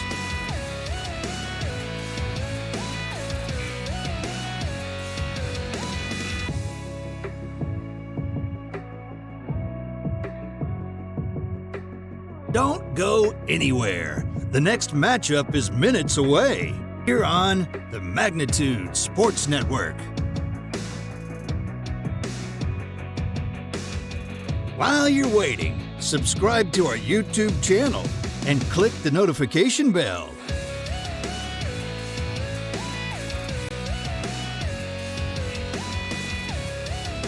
If you've enjoyed this broadcast, Scan the QR code with your mobile device to give a one-time donation or visit magnitudesn.com for our mailing address. You can also consider a monthly financial gift by clicking the Join button.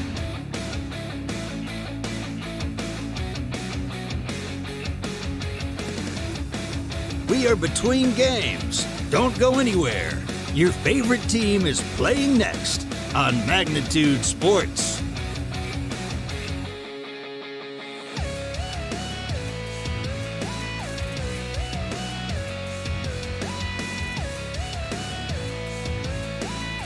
Don't go anywhere.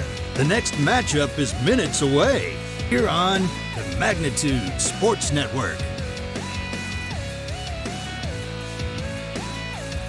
While you're waiting, subscribe to our YouTube channel and click the notification bell.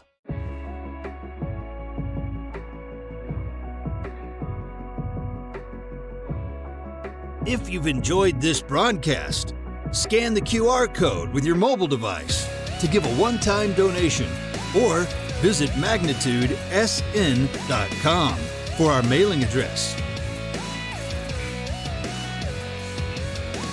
You can also consider a monthly financial gift by clicking the Join button.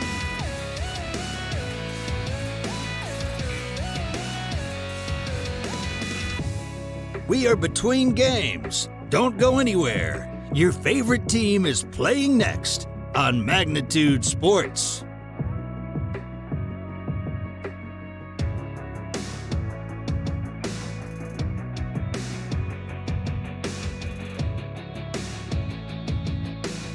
Don't go anywhere. The next matchup is minutes away here on the Magnitude Sports Network.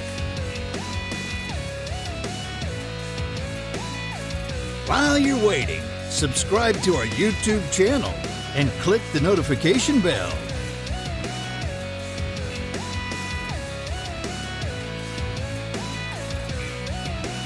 If you've enjoyed this broadcast, scan the QR code with your mobile device to give a one-time donation or visit magnitudesn.com for our mailing address.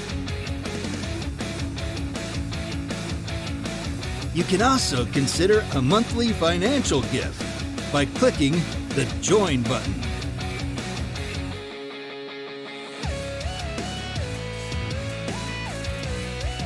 We are between games. Don't go anywhere. Your favorite team is playing next on Magnitude Sports.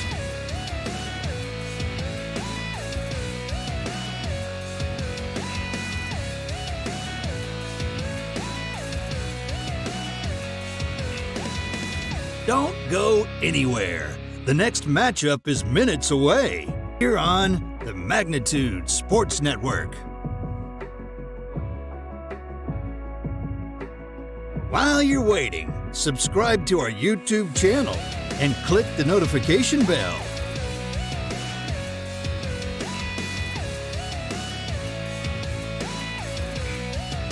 If you've enjoyed this broadcast, scan the QR code with your mobile device to give a one-time donation or visit magnitudesn.com for our mailing address. You can also consider a monthly financial gift by clicking the Join button.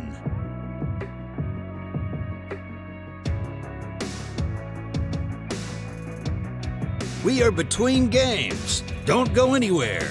Your favorite team is playing next on Magnitude Sports.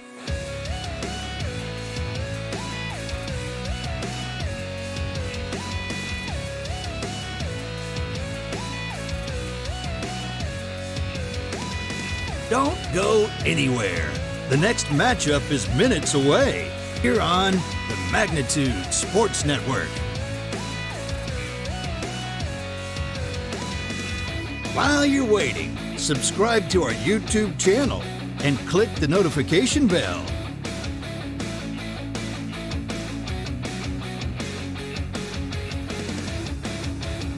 If you've enjoyed this broadcast, scan the QR code with your mobile device to give a one-time donation or visit magnitudesn.com for our mailing address. You can also consider a monthly financial gift by clicking the Join button.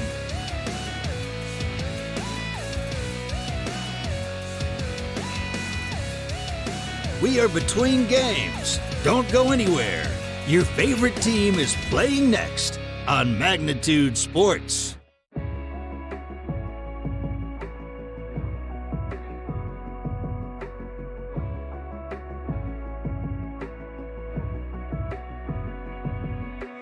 Don't go anywhere.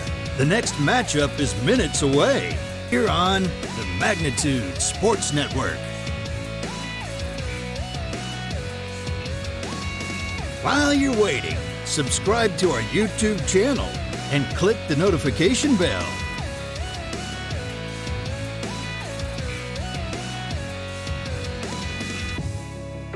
If you've enjoyed this broadcast, scan the QR code with your mobile device to give a one-time donation or visit magnitudesn.com for our mailing address. You can also consider a monthly financial gift by clicking the Join button.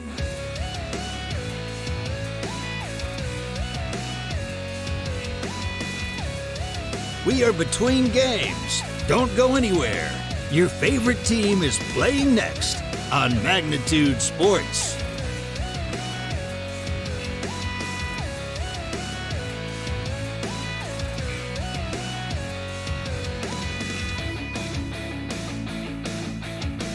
Don't go anywhere. The next matchup is minutes away here on the Magnitude Sports Network.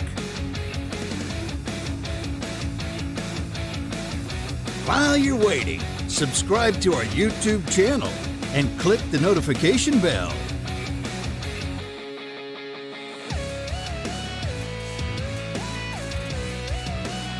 If you've enjoyed this broadcast, scan the QR code with your mobile device to give a one-time donation or visit magnitudesn.com for our mailing address.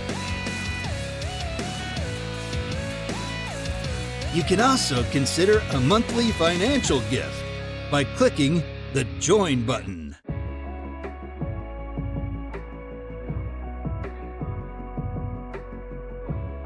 We are between games. Don't go anywhere. Your favorite team is playing next on Magnitude Sports.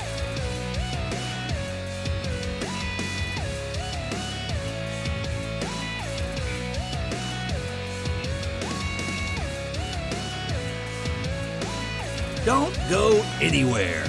The next matchup is minutes away here on the Magnitude Sports Network. While you're waiting, subscribe to our YouTube channel and click the notification bell.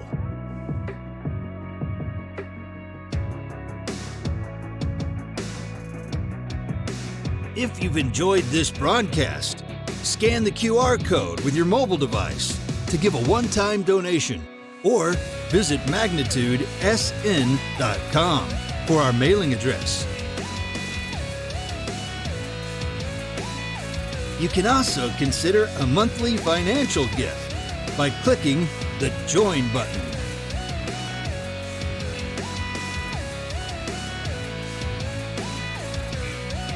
We are between games. Don't go anywhere.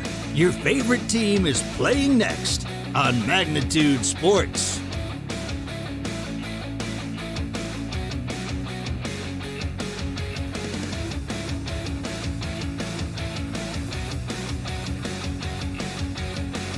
Don't go anywhere. The next matchup is minutes away here on the Magnitude Sports Network.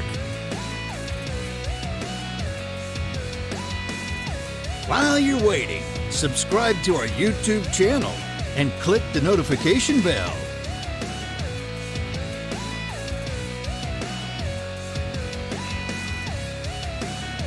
If you've enjoyed this broadcast, scan the QR code with your mobile device to give a one-time donation or visit magnitudesn.com for our mailing address. You can also consider a monthly financial gift by clicking the Join button.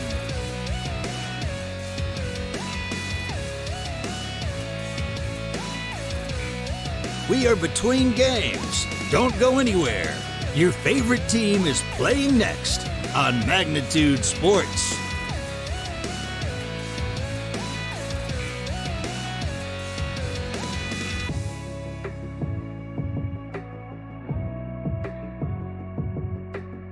Don't go anywhere. The next matchup is minutes away here on the Magnitude Sports Network. While you're waiting, subscribe to our YouTube channel and click the notification bell.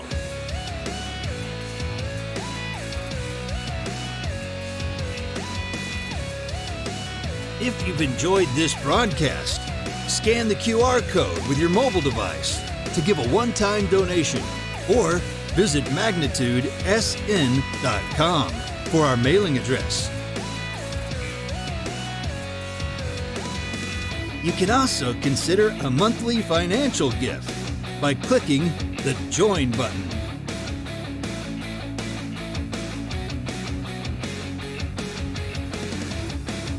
We are between games. Don't go anywhere. Your favorite team is playing next on Magnitude Sports.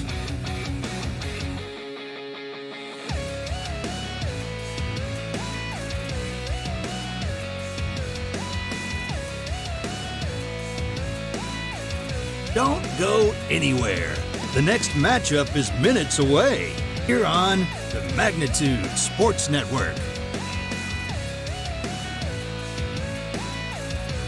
While you're waiting, subscribe to our YouTube channel and click the notification bell.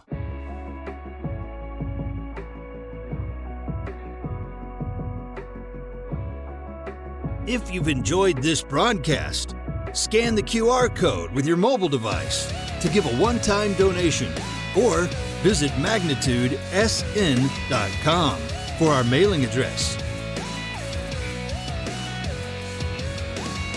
You can also consider a monthly financial gift by clicking the Join button.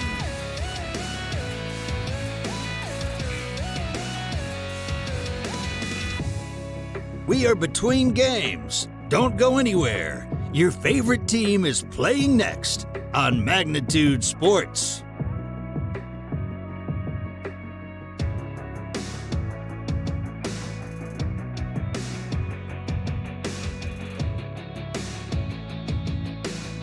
Don't go anywhere. The next matchup is minutes away here on the Magnitude Sports Network.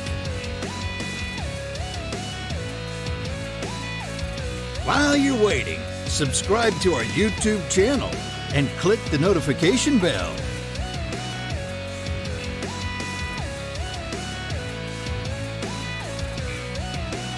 If you've enjoyed this broadcast, scan the QR code with your mobile device to give a one-time donation or visit magnitudesn.com for our mailing address.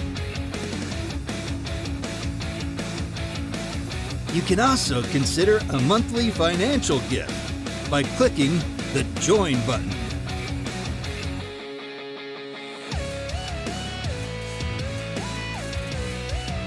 We are between games. Don't go anywhere. Your favorite team is playing next on Magnitude Sports.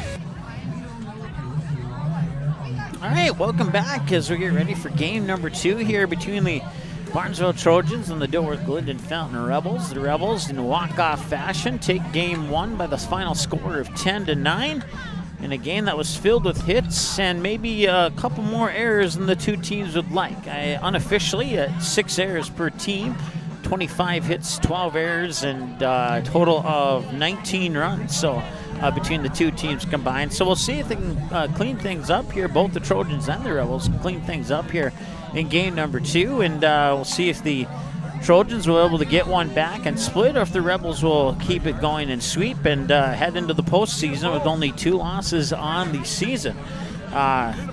So that is a quick summary of game 1. Your lineups for game 2 look like this. For the Banresville Trojans, top of the order, 1, 2, 3. Trinity Gregg, she'll be starting at the pitcher position. Katie Newell in left field, and Kiana Amundsen the catcher. Middle of the batting lineup at 4, 5, and 6 is center fielder Anna Stanford, right fielder Kaylee Olson, and shortstop Lexi Ballgreen. Bottom of the order, 7, 8, and 9. Second baseman Amelia Newell, and the designated player Macy Pana at 8, and then the third baseman Alexa Gregg batting 9. Playing at first and the flex is Jada Bonchis, and that's how the Banresville Trojans will set up for game number 2.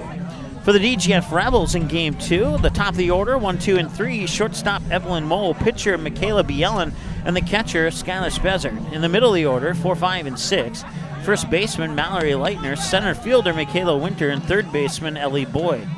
Bottom of the order, 7, 8, and 9, second baseman Lexi Fromke, right fielder Kaylee Peterson, and left fielder Jordan Nelson. That's how the Rebels will line up here for game number 2. We're going to take a break, and we'll come back and get you closer to that first pitch right after this word from our sponsors here on the Magnitude Sports Media Network. Be right back.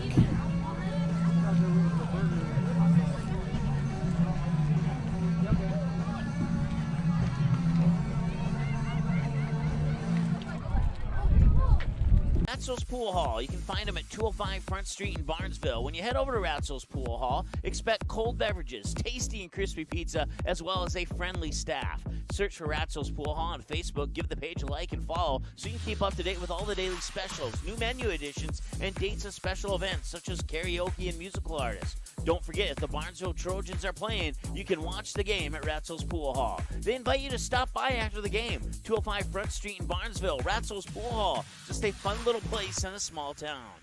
Dean's Bulk Service C-Stores in Barnesville and Sabin are your stops for high-quality Arco gas and diesel fuels, plus a car wash in Barnesville. Don't forget to pick up your favorite snacks and beverages as well. Dean's Bulk Service is your preferred choice for your propane, fuel, diesel, exhaust fluid, and ISOCLEAN certified lubricants for your home, farm, and business. Call them 1-800-548-2799 or visit dbsoil.com to see what they can do for you. Are you looking to buy or sell your home? Maybe you need a summer getaway. Contact Josh Weedcheck, your local hometown licensed real estate agent with Priority Real Estate in Barnesville. Josh will assist you in finding a new home for you and your family. Whether it's a pre-existing home or a lot available to build your own dream home, call or text Josh today. 218-790-2477. Priority Real Estate. Wishing the Trojans the best of luck in today's game.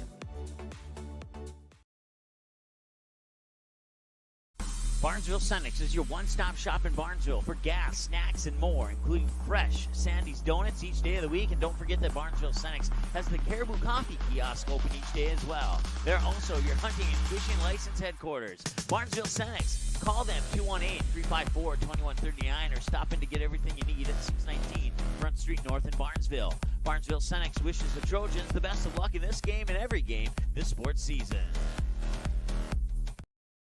You didn't like the call? Please remember the officials on the court and the field have the best view of the action as it happens. More officials are needed. People like you. Stay connected to the game you love. Contact the NDHSAA, MSHSL, or your local high school to find out how to become an official. This message courtesy of Magnitude Sports. All right, welcome back to Rebel Field here in Glyndon, Minnesota, as we get ready for Game 2 of this doubleheader between the Banresville Trojans and the Dilworth Glyndon Felton Rebels. The two teams will flop on the scoreboard.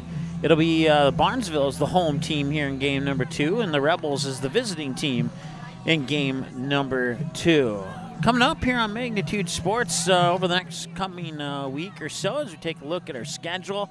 We kick off our Dakota Fusion soccer coverage on Saturday tomorrow as the Dakota Fusion team will go to Moorhead and Jim Goda Stadium to host Med City, a team out of the St. Paul, Minnesota area. And then DGF fans, your graduation will be, it won't be on Magnitude, but it'll be on the DGF YouTube channel, and I'll be in charge of running the camera and the audio and all that cool stuff for the DGF graduation coming up at 2 o'clock this Sunday. Go on with the stream at about 1:55 approximately, so be aware of that. And then the Barnesville fans watching, 6 days later, will have your graduation at about the exact same time. 2 o'clock, go on with the stream at about 1:55. So a couple of graduations coming up here. Somewhere in the middle of that, I might skip out of town for a hockey game and come back. And then we return to our Post 400 action as the Post 400 Astros take on Watertown, South Dakota on Tuesday, May 31st at Starry and Bank Field in Fargo. And then we head on down to South Dakota as the Post 400 Stars will take on the Brookings Bandits in Brookings in a 9-inning game at 1 o'clock in the afternoon on Wednesday, June 1st. And then we stretch that South Dakota trip over into Rapid City for the Veterans Classic Tournament, where the Stars will play Miles City bright and early at 9 o'clock in the morning on Thursday, June 2nd. Bellevue, I believe that's a Nebraska team, out of at 2 o'clock in the afternoon on Friday, June 3rd. And then they'll wrap up the Rapid City Tournament on June 4th. When they take on Cheyenne, Wyoming, and that'll be like the third or fourth time that we've seen Cheyenne on Magnitude Sports. So it's kind of cool to see a team from a few states away or a few hundred miles away or both multiple times here on our station. And then another Dakota Fusion soccer game for you as the men will take on Joy Athletic on Saturday, June 4th. Eric Tianson will be on the call for that one. You can dig deeper into that schedule on our website at magnitudesn.com. So that's a quick look at what's coming up here on Magnitude Sports over the upcoming week or two. And should be a fun summer moving into the summer months here as Post 400 will kick off their summer portion of the baseball spring summer baseball schedule on June 7th when they head to Jack Brown Stadium to take on the Post 14 Jamestown Eagles, and we'll have that game for you here on Magnitude Sports as well. We'll take another timeout. We'll be back with your first pitch as the umpires are meeting at home plate, exchanging lineups with the coaches. That means we're very close to starting game number 2 of this doubleheader. We'll be back in just a moment here on Magnitude Sports. Dean's Bulk Service C-Stores in Barnesville and Sabin are your stops for high-quality Arco gas and diesel fuels, plus a car wash in Barnesville. Don't forget to pick up your favorite snacks and beverages as well. Dean's Bulk Service is your preferred choice for your propane, fuel, diesel, exhaust fluid, and ISO-Clean certified lubricants for your home, farm, and business. Call them 1-800-548-2799 or visit dbsoil.com to see what they can do for you.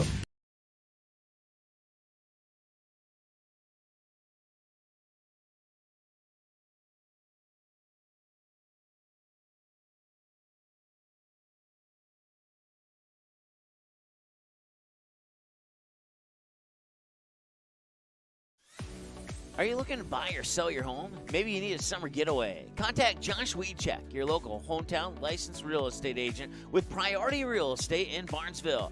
Josh will assist you in finding a new home for you and your family. Whether it's a pre-existing home or a lot available to build your own dream home, call or text Josh today.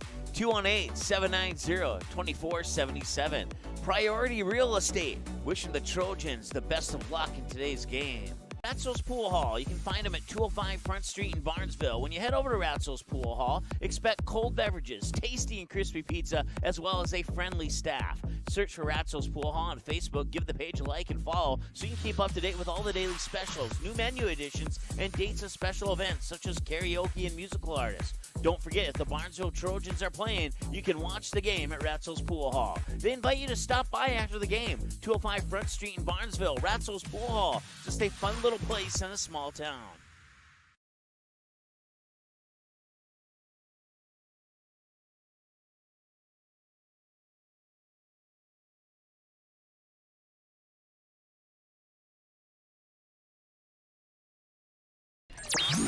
All right, welcome back.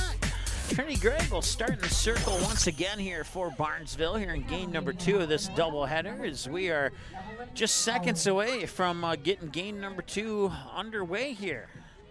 First game took 1 hour and 23 minutes. DGF walked it off in the bottom of the 7th for a 10-9 victory over the Barnesville Trojans. And now this game will get started here at about 5:50 p.m. We started at 47 degrees. Now we're down to a cloudy sky and 45. And the first pitch comes across for ball one at 5:50 p.m. Once again, mostly cloudy and 45 degrees here in Glyndon, Minnesota. Time of the ball game for game number one was 1 hour and 23 minutes. Ball two now. The batter's Evelyn Moe. Moe has had some success here on Magnitude Sports. 1, 2, 3, 4, 5, 6. She's 6 for 8 lifetime on her plate appearances here on Magnitude Sports. And now it is 2 balls and a strike here to Evelyn Moe, the senior. We'll also see Michaela Bielen and Skylar Spezzard as batters 2 and 3 in this inning. This one grounded out. Lexi Ballgreen will pick it up, get off her knees, and fire it over to first for the out, and that's out number 1. And that'll bring up Michaela Bielen after the 6-3 ground out by Evelyn Moe.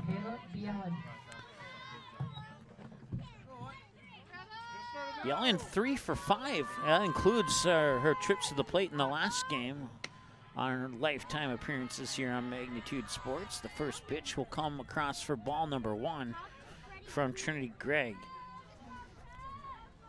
Gregg ended that last game with 90 pitches. So she's at 95 through 2 games now as she continues in the circle here in game number 2. 2 balls and no strikes. The count now here to Bielen. Skylar Spezzard, the batter, on deck, and Bielen will swing and miss for strike 1.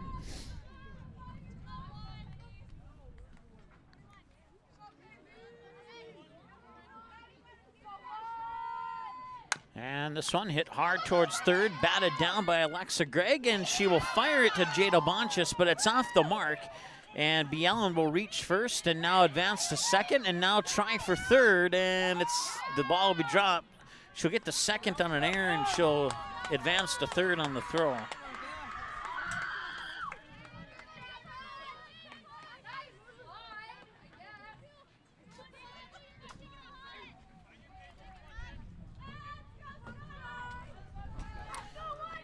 So runner on third now with 1 out. And fouled off there by Skylar Spezzard for strike 1.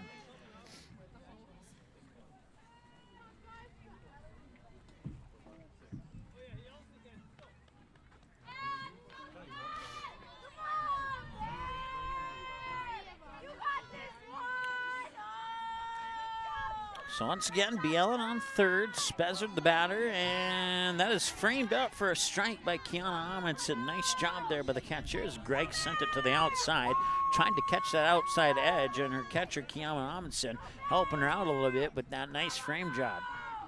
And this one just a little bit down low, and it's a ball. 1 ball and 2 strikes now here to Spezzard. Mallory Leitner, the batter, on deck. 1 away, 1 runner on. The runner on is Bielen on third, and now Spezzard will call time. Step out of the batter's box, take a half swing, step back in. Gregg will wind up and deliver. And a changeup, and I'll drop in for a ball. Fouled away, strike, and a couple of balls on the 2-2 count here to Spezzard.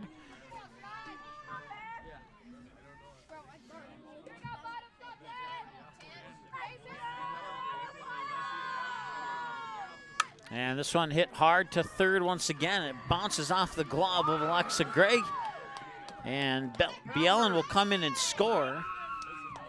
And it's 1-0, and that'll be an error as Spezzard will reach base.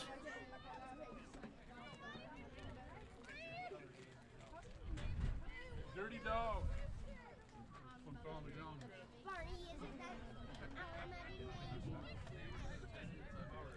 So runner on first via an error. It's Spezzard. She'll be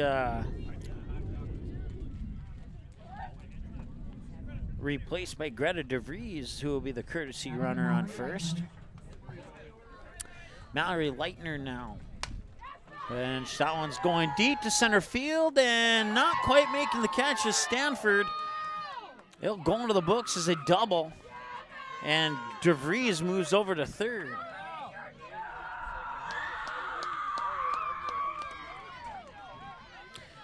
Just a little bit more mustard on that one, and it would have been a 2-run homer.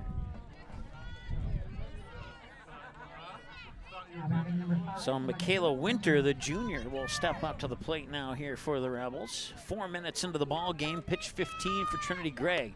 Rise ball, a little too high, ball 1.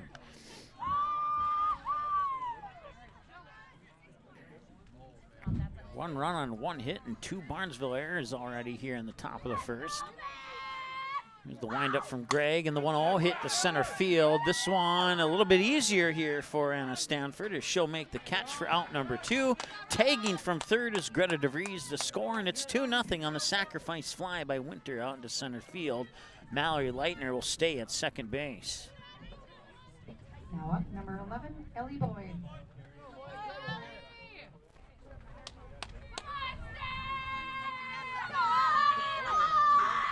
Ellie Boyd with 2 away now. Takes the first pitch for a strike, and it's 0-1. Lexi Fromke was on deck if Boyd can reach a base.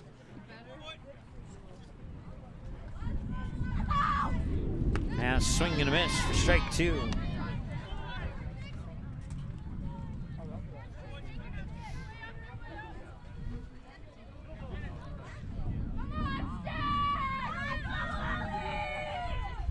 And that one's going to be popped up. Racing back is Amelia Newell. She'll make the catch, and that'll be the end of the first inning. 2 runs cross the plate on a hit and 2 Trojan errors. And the pop out by Boyd, they'll strand 1 on base as well. It will bring up the first 3 batters for Barnesville. Trinity Gregg, Katie Newell, Kiana Amundsen, 1, 2, and 3 right after the break here on Magnitude. Be right back. Dean's Bulk Service C-Stores in Barnesville and Sabin are your stops for high-quality Arco gas and diesel fuels, plus a car wash in Barnesville. Don't forget to pick up your favorite snacks and beverages as well. Dean's Bulk Service is your preferred choice for your propane, fuel, diesel, exhaust fluid, and ISOClean certified lubricants for your home, farm, and business. Call them 1-800-548-2799 or visit dbsoil.com to see what they can do for you.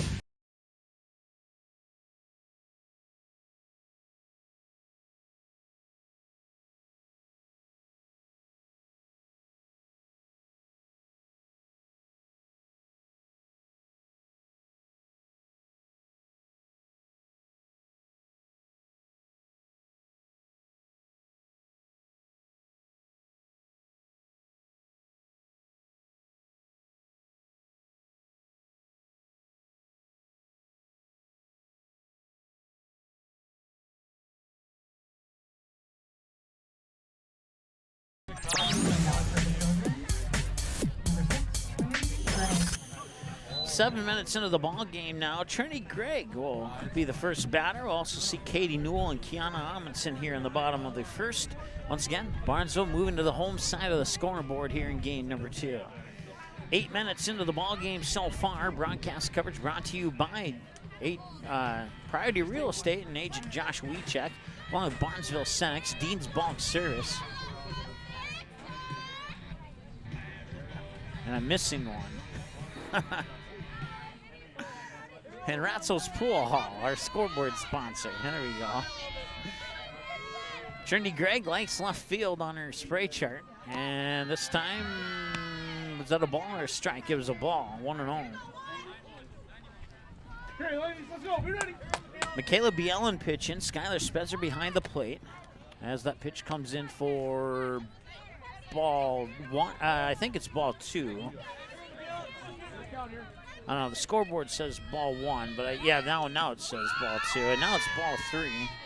Okay, let's go around the bases now. Mallory Leitner at first, Lexi Fromke at second, Evelyn Mowat shortstop, Ellie Boyd at third. The outfield here after the 3-0 pitch. Comes in for a strike, 3-1. Jordan Nelson in left, Kaylee Peterson in right, and straightaway centers, Michaela Winter. And that'll be a bunt down to the third base side, and she will not get there in time. It'll be a throw out on the 5-3. And that's out good for out number 1, and that'll bring up Katie Newell. Now batting, Newell.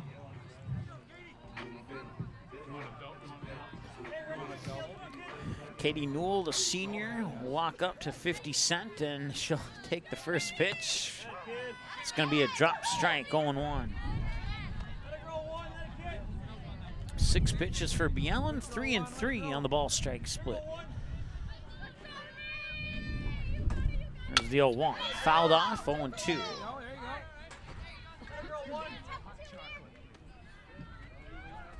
Sorry about the camera there, and had it a little bit off the plate there. Can't zoom it out any further than that, so do my best to keep it on the action at all times. Swing and a miss for strike 3. It's a Buffalo Wild Wings strikeout for Michaela Bielen, and that'll bring up Kiana Amundsen.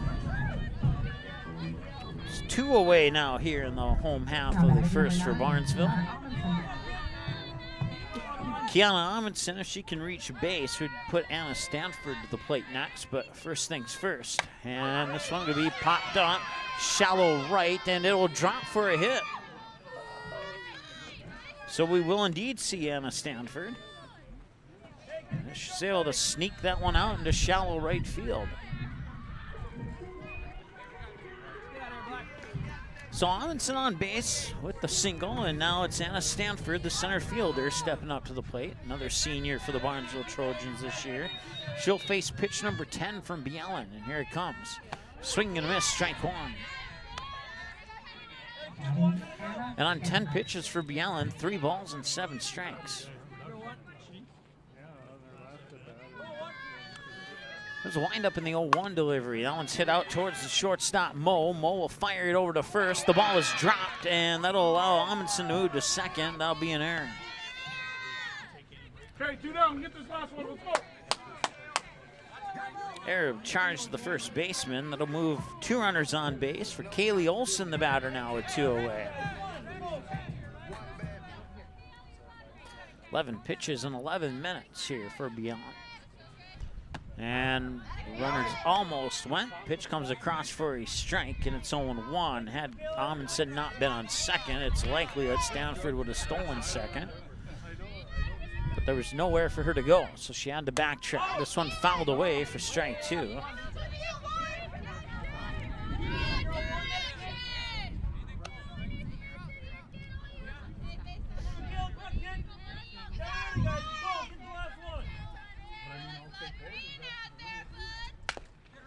And this one also fouled away, and it'll remain a 0-2 count.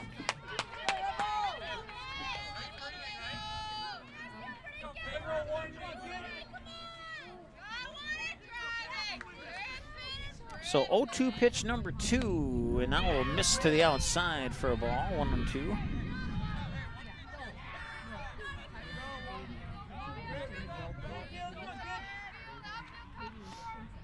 Bielen from the stretch will deliver. Nice strikeout.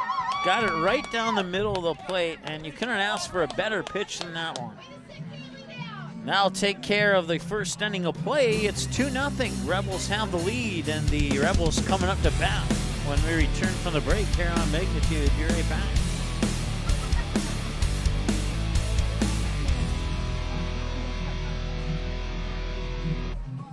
Ratzo's Pool Hall. You can find them at 205 Front Street in Barnesville. When you head over to Ratzo's Pool Hall, expect cold beverages, tasty and crispy pizza, as well as a friendly staff. Search for Ratzo's Pool Hall on Facebook. Give the page a like and follow so you can keep up to date with all the daily specials, new menu additions, and dates of special events such as karaoke and musical artists. Don't forget, if the Barnesville Trojans are playing, you can watch the game at Ratzo's Pool Hall. They invite you to stop by after the game. 205 Front Street in Barnesville, Ratzo's Pool Hall. Just a fun little place in a small town.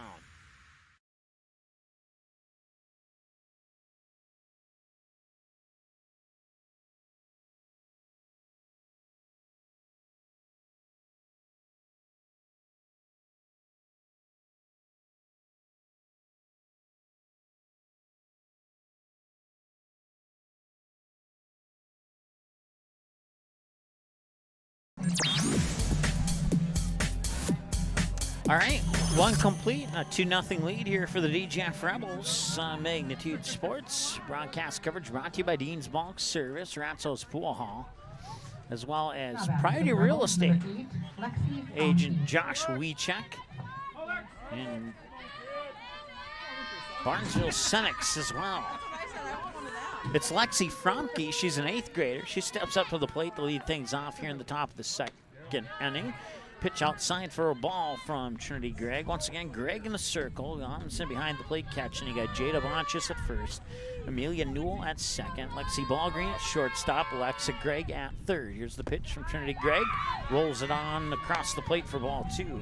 Outfield, Katie Newell in left. Kaylee Olson in right. Anna Stanford in center field for the Barnesville Trojans. 2 balls and no strikes here to the batter, Lexi Fromke. Kaylee Peterson and Jordan Nelson are also due up, and a nice line drive grab there by Amelia Newell for the out.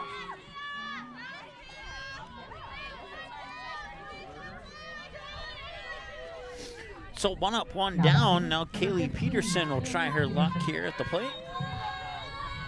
0 for 2 on a couple of ground outs to Lexi Ballgreen, the shortstop in game number 1.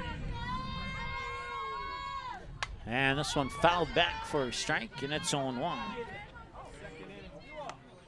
Once again, we'll see Jordan Nelson for sure. Trinity Gregg now 2 shy of 25 on the pitch counter.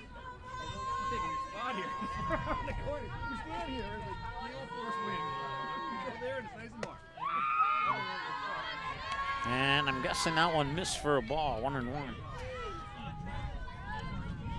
We started game 1 at 47. We're down to 44 degrees right now. It's not too terrible, but it is getting a little bit chilly. We'll put it that way. 1 ball and 2 strikes.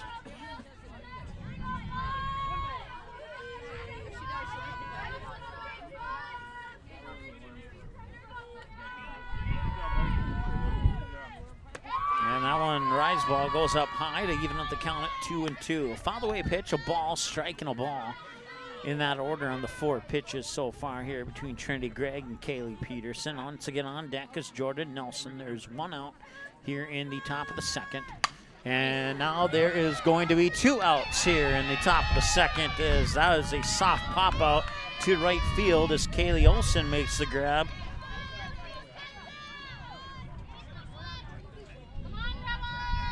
Bring up Jordan Nelson. Jordan Nelson.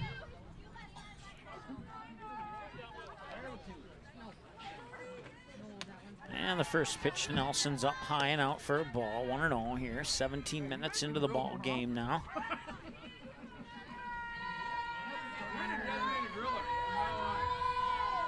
Wind up from Gregg, and that one's hit foul down the first base side. They'll even up the count at 1-1.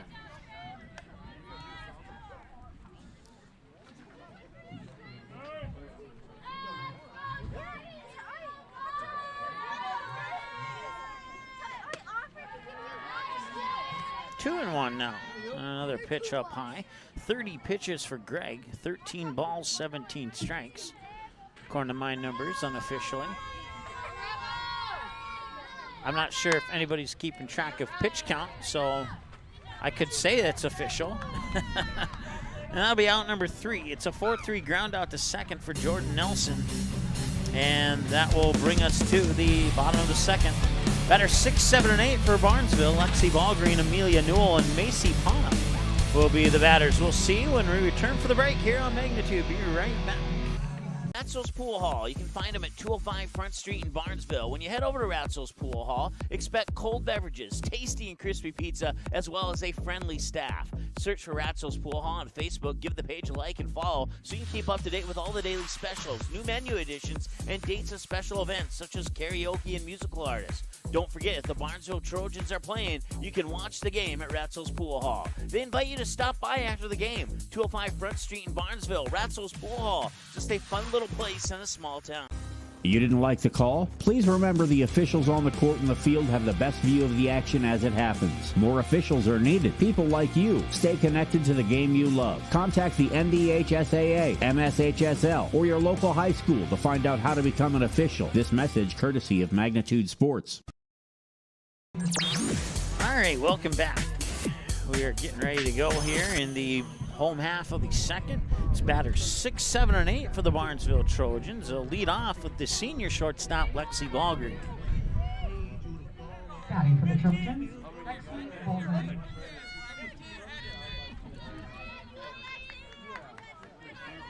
Lexi Ballgreen will face pitch number 17, and that's a rise ball up high for a ball, 1-0.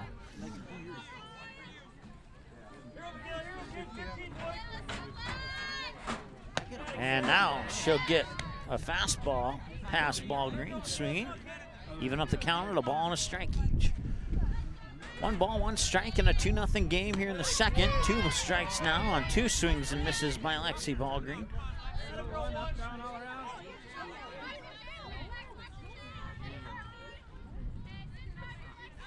And the 1-2, and outside, ball 2. Spezzer tried to frame it up on the edge, but it was just a little bit too far outside. And now the 2-2 pitch, up high, and it's ball 3. So after falling in the count, 1 ball, 2 strikes, Ball Green gets ahead at 3-2, and a payoff pitch coming up here for Bielen. And that's a little bit low, and Ball Green will walk. So Ball Green to first on the walk, and that brings up Amelia Newell.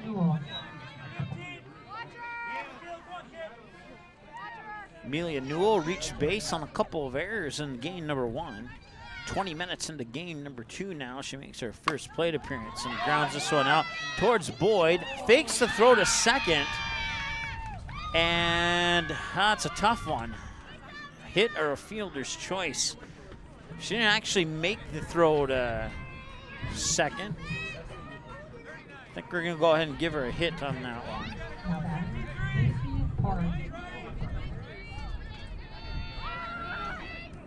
You could look at the possibility of charging an error too, I guess.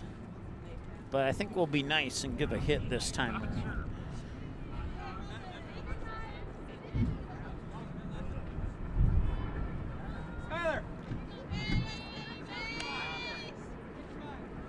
I believe it's 1 ball, no strike here to Macy Pana. Yep, it is. Once again, Macy Pana, the batter. High pitch, and it's ball 2 now. 2 runners on, Lexi Ball Green on second, Amelia Newell on first. And nobody out here in the bottom of the second. Showing bunt, pulls the bunt back, and the runners will go back to their original bases, and I believe that is ball 3, and it is. So Bielen in danger of loading the bases on a second walk here in 3 batters. If she cannot deliver a couple of strikes, we'll see.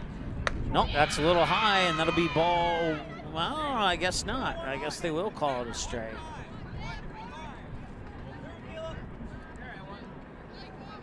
Okay, so now it's 3-0. Apparently we were behind or ahead in our pitch count, and there's a walk.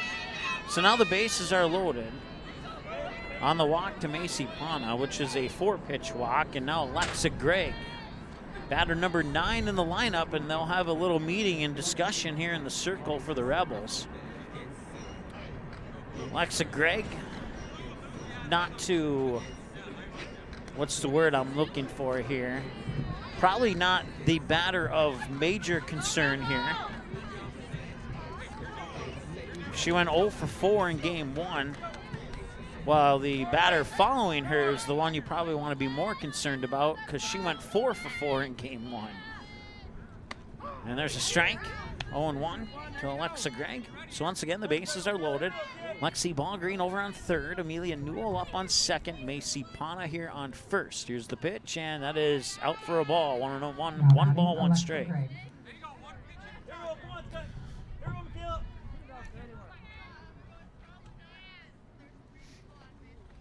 Ooh, and that one hit her in the helmet. They're going to say it's fouled away, I guess. So I guess the helmet counts as part of the bat, but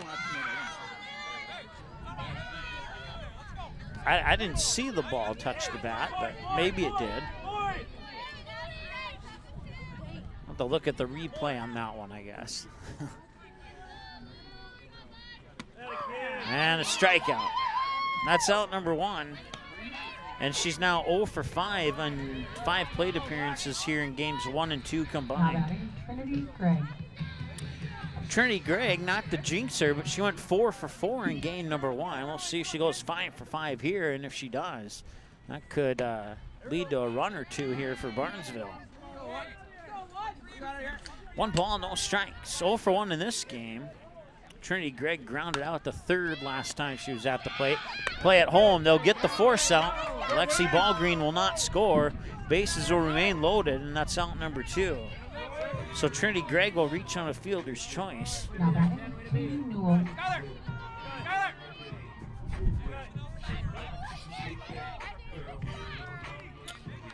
All right, so Amelia Newell moves up to third. Macy Pana to second. Trinity Gregg on first with the fielder's choice, and now Katie Newell the batter. And Newell will see that one bounce away, and it'll be good for a ball. Runners will stay put. 1-0 here to the senior Katie Newell.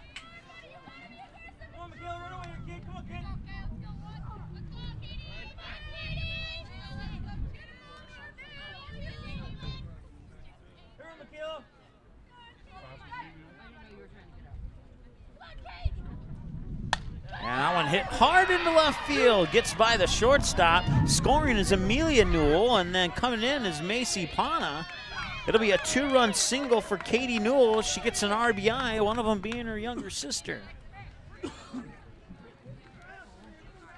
Now batting, Kiana Amundsen. So runners on the corners now.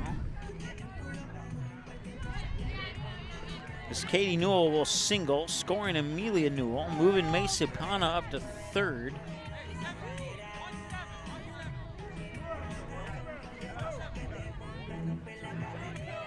It's actually a 2-run.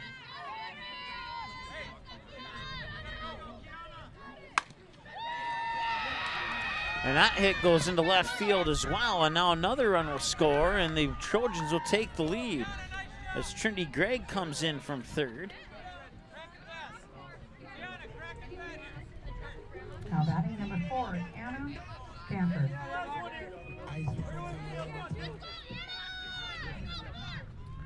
So runners on first and second as Barnesville's taking a 3-2 lead. Now the runners will advance, throw up to third, not in time. And Katie Newell will slide in safely to third. Pitch comes across for a ball. And it's 1-0 here to Anna Stanford. 0 for 1, reached base on an error last time she was at the plate. And the Trojans are moving now here in the bottom of the second. She'll get a piece of that one, fouled off for a strike. 1-1 the count. 27 minutes into the ball game. Bjelland now has tossed 37 pitches. 22 of those have found the strike zone.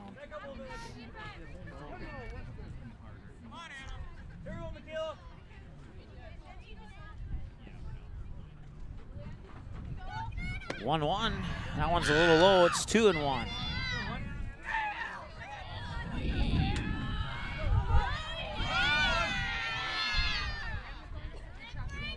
And the pitch, and that's right back here to Bjelland. She will juggle it, try and toss it over to third. Run will score. All the runners are safe.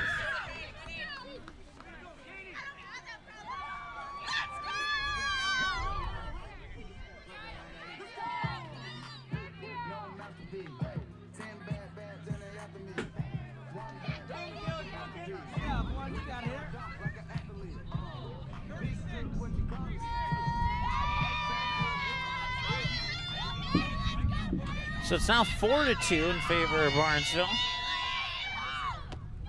with 2 out. And that pitch is low and out for a ball. Kaylee Olson is the batter, 0 for 1. Struck out swinging last time she was at the plate.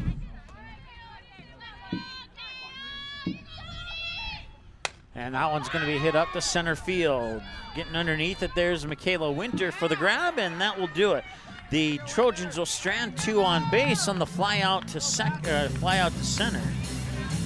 And coming up now for the Rebels, it'll be the top of the order. Batters 1, 2, and 3. Evelyn Moe, Michaela Bjelland, and Skylar Spezzer will step up to the plate in the top of the third right after the break here on Magnitude. Be right back. Are you looking to buy or sell your home? Maybe you need a summer getaway. Contact Josh Weedcheck, your local hometown licensed real estate agent with Priority Real Estate in Barnesville. Josh will assist you in finding a new home for you and your family. Whether it's a pre-existing home or a lot available to build your own dream home, call or text Josh today. 218-790-2477. Priority Real Estate. Wishing the Trojans the best of luck in today's game. You didn't like the call? Please remember the officials on the court and the field have the best view of the action as it happens. More officials are needed. People like you. Stay connected to the game you love. Contact the NDHSAA, MSHSL, or your local high school to find out how to become an official. This message courtesy of Magnitude Sports. All right, top of the order here for DGF as they find themselves down 4-2 heading into the top of the third, and they'll try and get those two back, maybe more. They'll start with Evelyn Moe, the senior, followed by Michaela Bielen, the freshman, and Skylar Spencer, the junior. Batters 1, 2, and 3 as we reach the 30-minute mark of game number 2. Total of 1 hour and 53 minutes of playing time, not including the break between games. Evelyn Moe grounded out to Lexi Ballgreen, the shortstop, last time she was at the plate. Pitch will come in low for a ball, 1-0.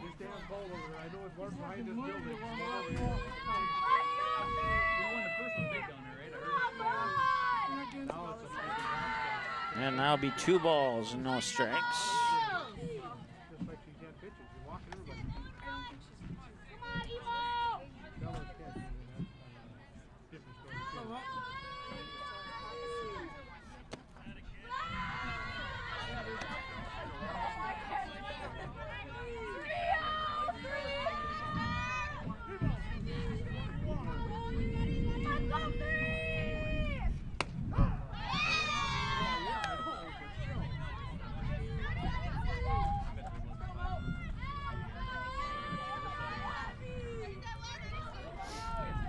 Three and 1 to Evelyn Moe.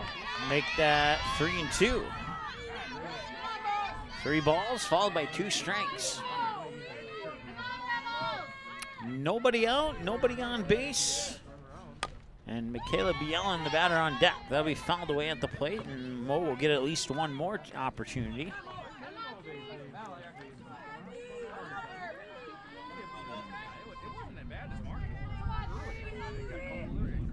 And this one going to left field. There'll be a couple bounces, and it'll be scooped up there by Katie Newell.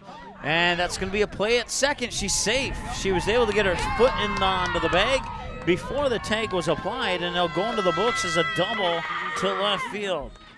Now batting number 1, Michaela Bielen.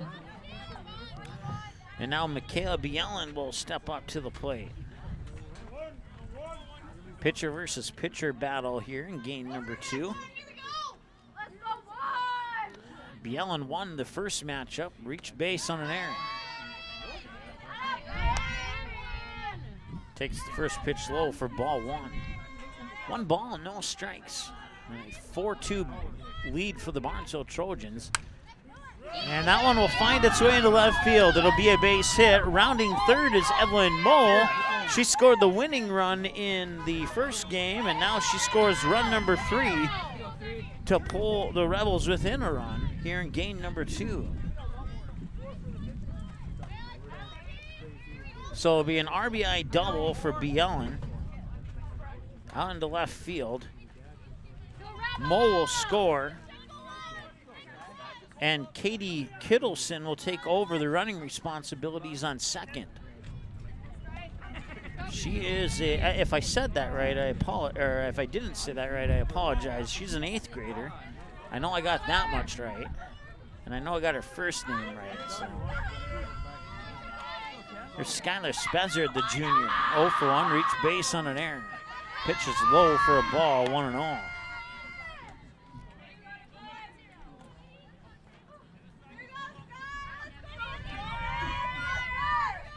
Swing and a miss, strike 1. 1 ball, 1 strike. Nobody out.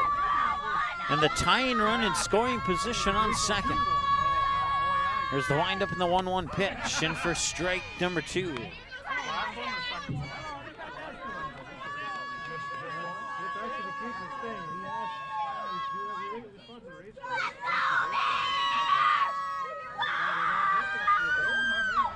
That's hit right line drive to Lexi Ballgreen for out number 1.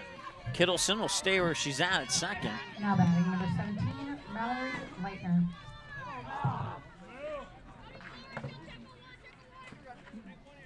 So Mallory Leitner, 1 for 1, doubled, came about maybe 3 or 4 inches shy of a 2-run homer last time she was at the plate.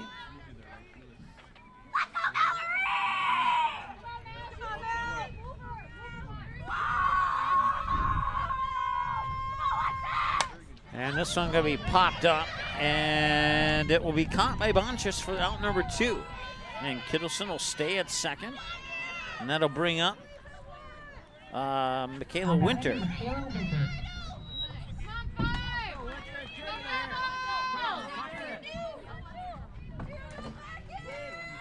So 2 away now here. Runner on second, and Winter the batter, and that pitch is a little high for a ball, 1-0. Winter scored, was responsible for scoring the first run on a sacrifice fly out to center field to Anna Stanford last time she was at the plate. Here's the pitch. Swing and a miss, strike 1.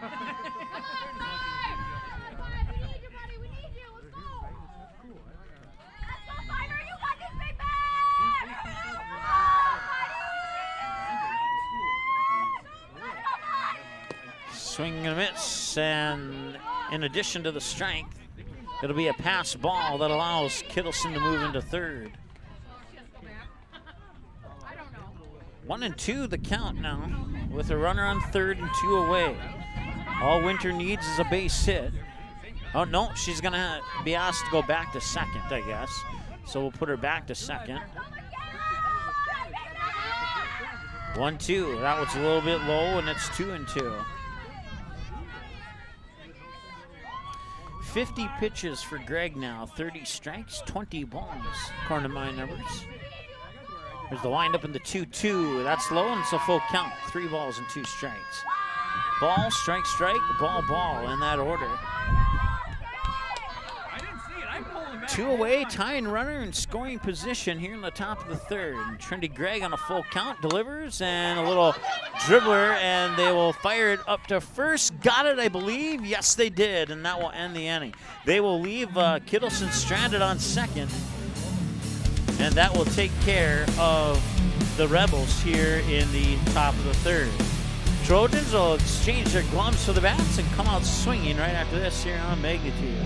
Ratzo's Pool Hall. You can find them at 205 Front Street in Barnesville. When you head over to Ratzo's Pool Hall, expect cold beverages, tasty and crispy pizza, as well as a friendly staff. Search for Ratzo's Pool Hall on Facebook, give the page a like and follow so you can keep up to date with all the daily specials, new menu additions, and dates of special events such as karaoke and musical artists. Don't forget, if the Barnesville Trojans are playing, you can watch the game at Ratzo's Pool Hall. They invite you to stop by after the game. 205 Front Street in Barnesville, Ratzo's Pool Hall. Just a fun little place in a small town.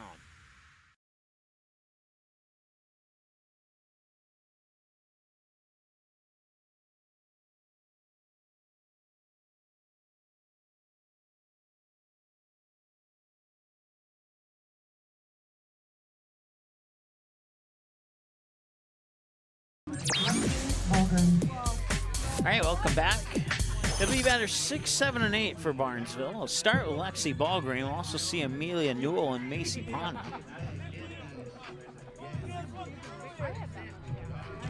Four 4-3 in favor of the Trojans here on the Ratzel's Pool Hall scoreboard. And Bielen with pitch 41. It's up high for ball 1 to Lexi Ballgreen. Bielen walked Ballgreen last time she was at the plate.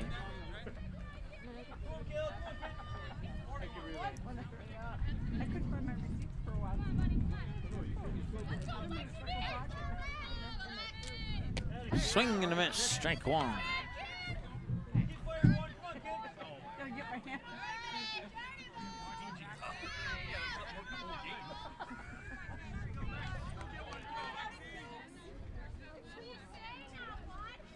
And that one's hit right back to Bielen. She makes the grab for the out.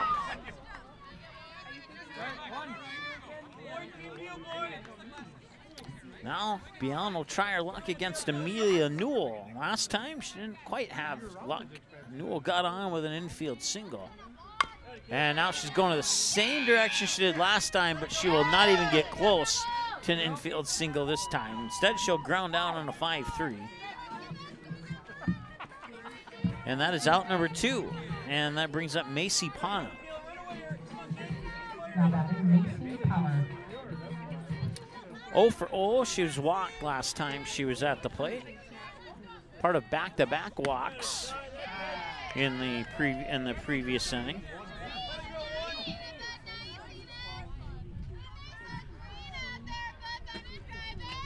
And that was just barely not a strike.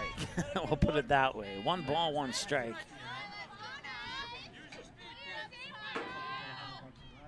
And a swing and a miss for strike 2.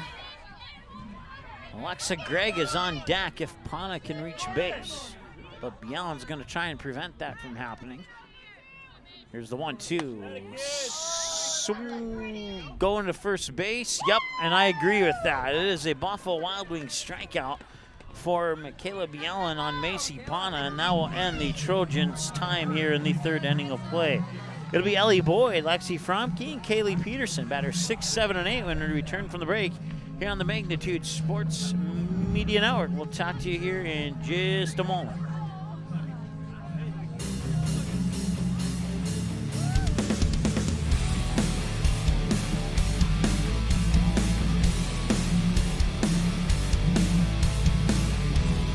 Barnesville Senex is your one-stop shop in Barnesville for gas, snacks, and more, including fresh Sandy's Donuts each day of the week. And don't forget that Barnesville Senex has the Caribou Coffee kiosk open each day as well. They're also your hunting and fishing license headquarters. Barnesville Senex. Call them 218-354-2139 or stop in to get everything you need at 619 Front Street North in Barnesville. Barnesville Senex wishes the Trojans the best of luck in this game and every game this sports season. Magnitude Sports would like to remind you that whether you're watching from home or watching from the stands, to please respect officials. Without high school officials, games are canceled and players lose playing time. Contact your local high school to find out how you can become an official and stay connected to the game you love. All right, go to the bottom of the 4th. Check that, the top of the 4th, excuse me, I think. Where are we at now? Yeah, we're in the top of the 4th, I think. And this is a little dribbler, and they will safe. Her foot came off the base.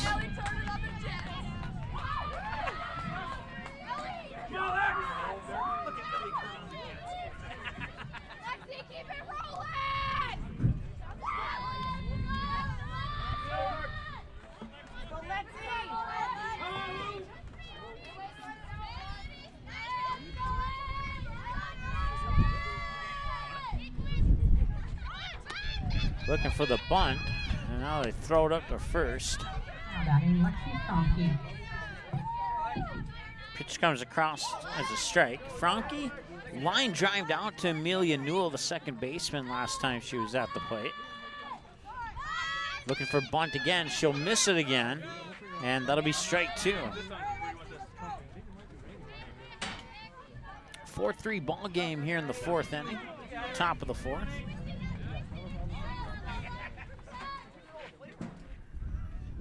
And that one's a little low and in. That'll be ball 1.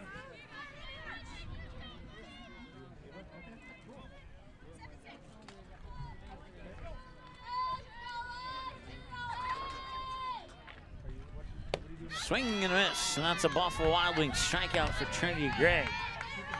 That's good for out number 1, and that'll bring up the next batter. That is Kaylee Peterson. Flied out to right field last time she was at the plate. She'll face pitch number 58 from Trinity Gregg. She digs into the batter's box, and Gregg winds up and delivers, and it's fouled away for strike 1. Kaylee Peterson.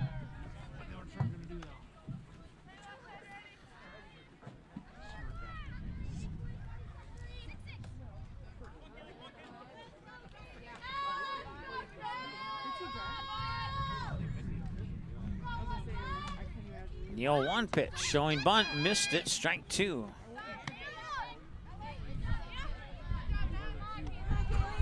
So no balls and 2 strikes now here too. Peterson with 1 away and a runner on. It's Ellie Boyd on first.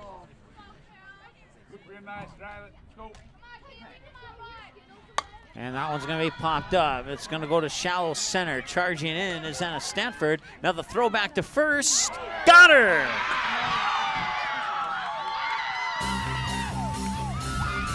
An 8-3 double play to end the top half of the fourth.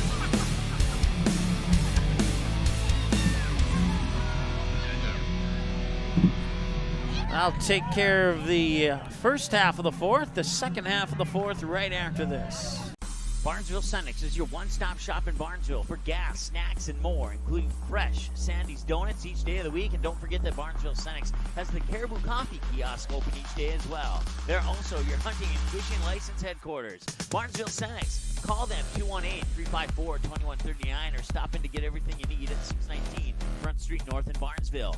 Barnesville Senex wishes the Trojans the best of luck in this game and every game this sports season. While the scoreboard reveals the winner of an athletic contest, the real winners are the players, coaches, and fans who show good sportsmanship. Those who treat the game as a competition, show concern for an injured player, and accept all decisions from game officials. Please remember to be a good sport when attending a high school game. This message courtesy of Magnitude Sports.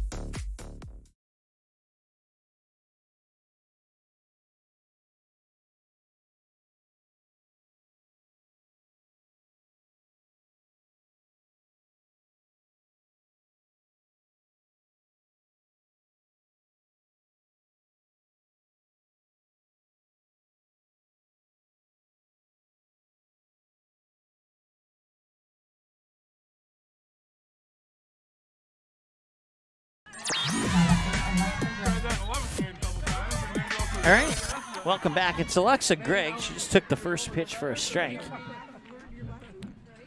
She's 0 for 1 in this game with a strikeout. Now, I guess the first pitch was a ball, I guess. So I guess it's 2-0 instead of 1-1. And she'll make contact on that. Now it'll be 2-1.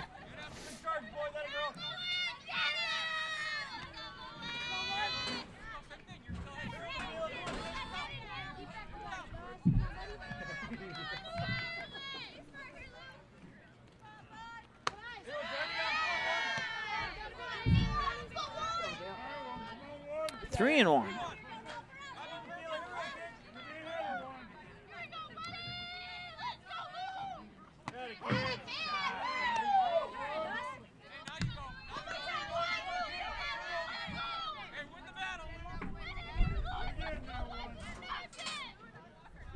And a swing and a miss for a strikeout.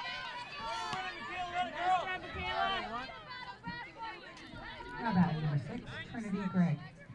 So Buffalo Wild Wings strikeout there from Michaela Bielen, and now she'll face the top of the order. Trinity Gregg, 0 for 2, ground out and reached on the fielder's choice. Now she looked like she was going to square it for a bunt. Pitch will roll to the outside low for a ball 1.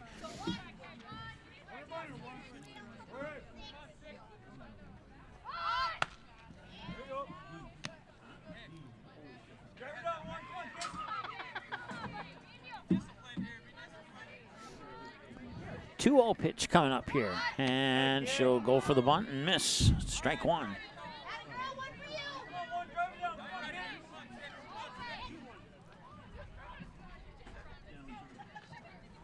And she'll connect on that one, and it'll sneak by both the pitcher and the third and second baseman, and it'll go into shallow center.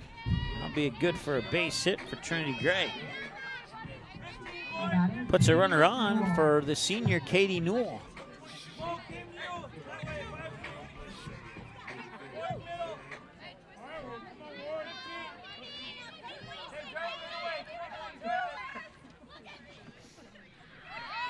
Wind up, Newell will drop a bunt right in front of home plate. They'll fire it up to first for the out. And the sacrifice bunt moves Trinity Gregg into scoring position. Puts 2 away on the scoreboard.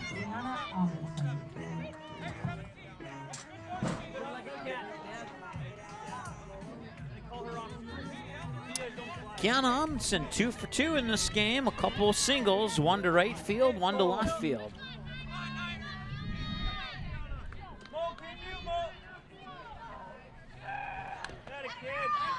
Make contact on that one. Be fouled away at the plate for a strike. 0-1. 60 pitches now for Bielen.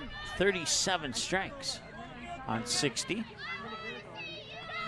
49 minutes into the ball game. Here's pitch 61. That one's going to be popped up and fouled away. They'll give chase, but won't be able to catch up to it. It'll go into the books as a strike 2.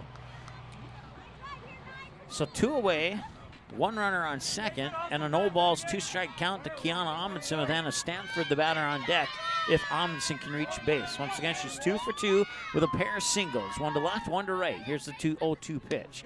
Low and out for a ball, 1-2.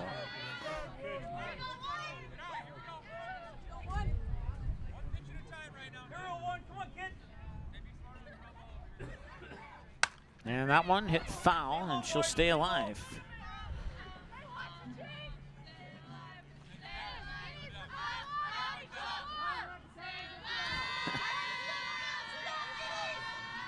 The broadcast is on a delay, so I know they didn't hear me say that. And right back to Bielen. She'll fire it over to first for the ground out. So they'll leave one stranded on base, but they hang on to a 1-run lead. No score by either team in the 4th. We go to the 5th after the break here on Magnitude. Be right back.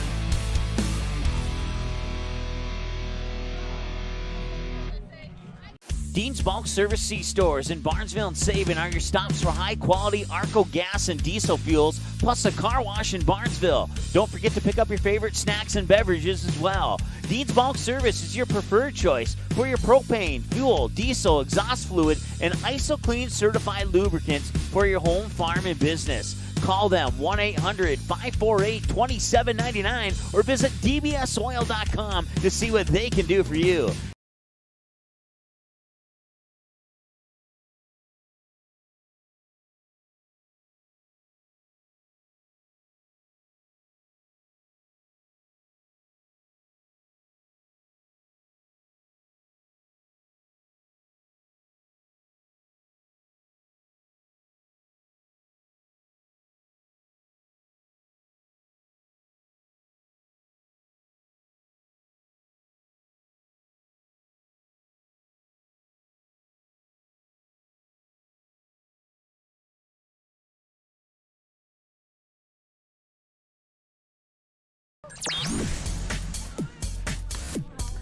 Fort complete here at Rebel Field in Glyndon, Minnesota, as it continues to chill down a little bit. Now we're down to partly cloudy and 44 degrees. Leading off for the Rebels, number 9, Jordan Nelson.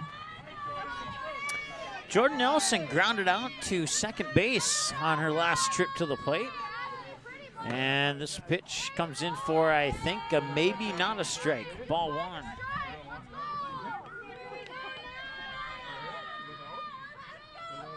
I think if Amundsen would have kept that in her glove, it may have been called a strike.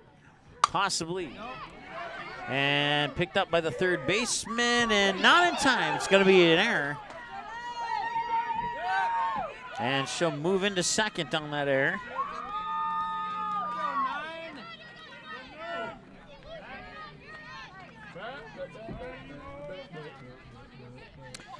Brings up Evelyn Moe.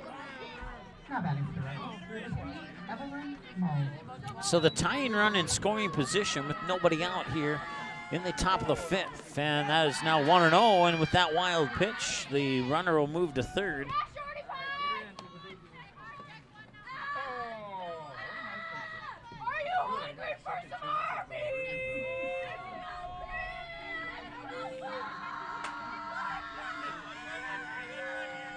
There's the windup from Greg, and is just a little bit low. It's 2-0.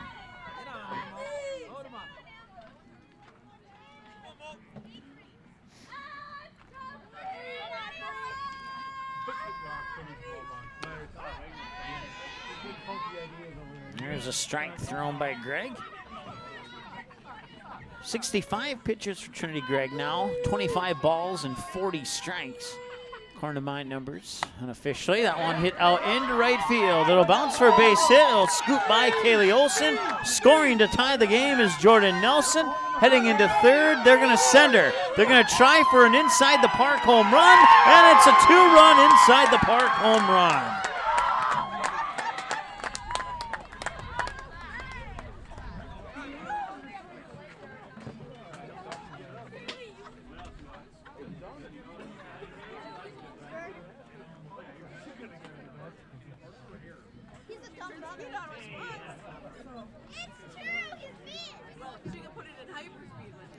And that flips the lead over to DGF. After trailing 4-3, they now take the lead at 5-4.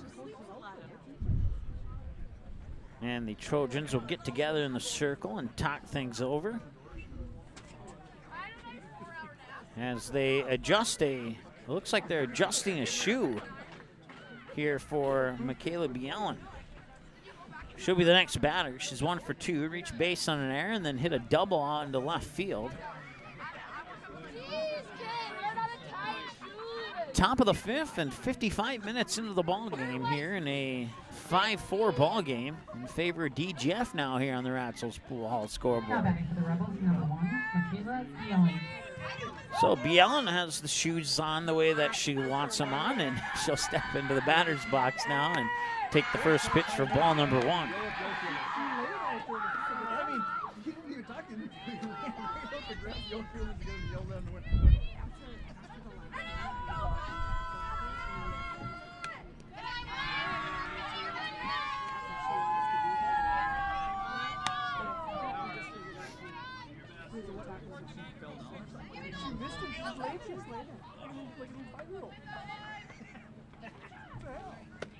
That one is not quite framed into the strike zone. It's 3-0 to Bielen.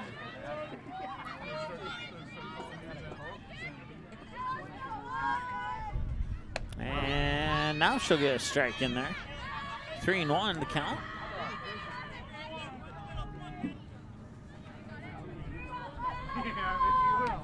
That one's going to be ball 4, and that'll put her on base. And that'll bring up the next batter, Skylar Spezzard. Now batting, Skylar Spezzard. Spezzard 0 for 2 in game 2. Reach base on an error, and then line drived out to Lexi Ballgreen, the shortstop.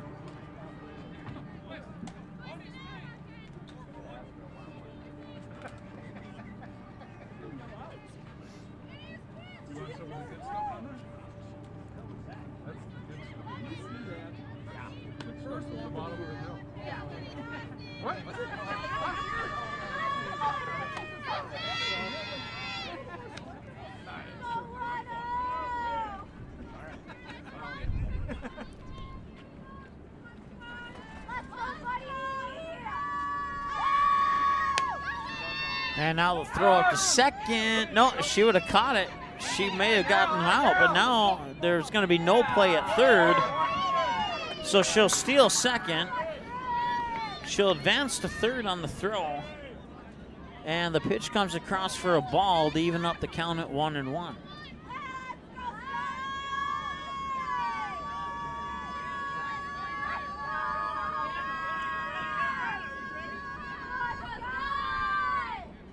And that one hit hard and into center field. They'll drive in Bielen from third. It's good for an RBI single for Spezzard.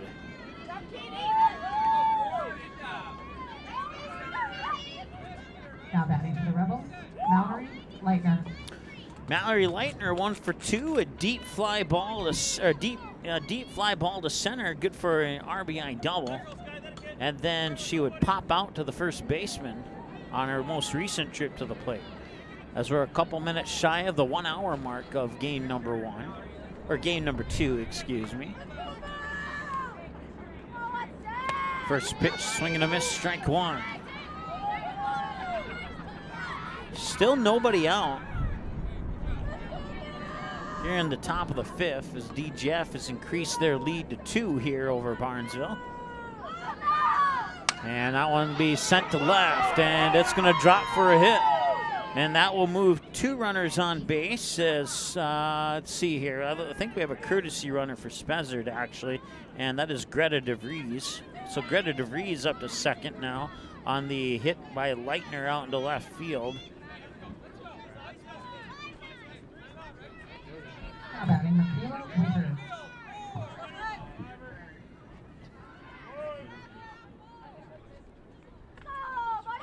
Showing bunt, misses the bunt.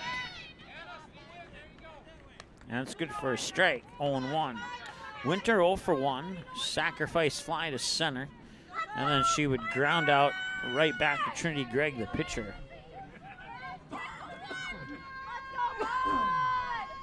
And their ice ball is up too high for a ball, 1-1.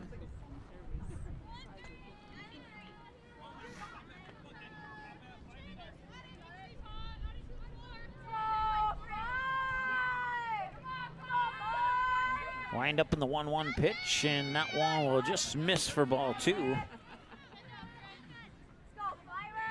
As we've officially hit the 1 hour mark of the ball game now here in game number 2. A total playing time of 2 hours and 23 minutes as the first game went 1 hour 23. And this one bunted foul for strike number 2.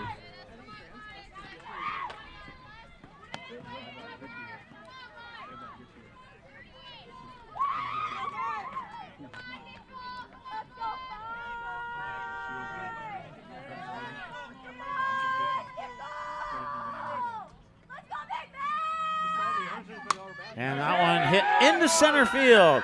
Rounding third is Greta DeVries. She will score. It's an RBI single from Michaela Winter.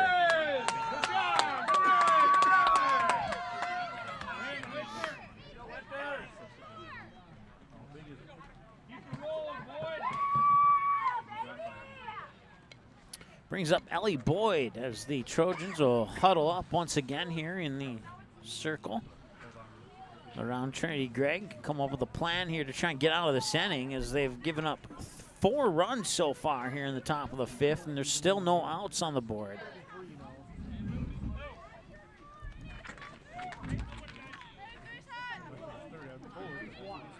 Now batting, Ellie Boyd.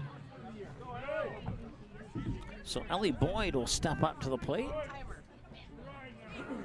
Runners on first and second. Mallory Leitner on second. Michaela Winter on first. Gregg with the pitch, and that one is also into center field. And Leitner will stay put at third. That'll load the bases on a single by Ellie Boyd.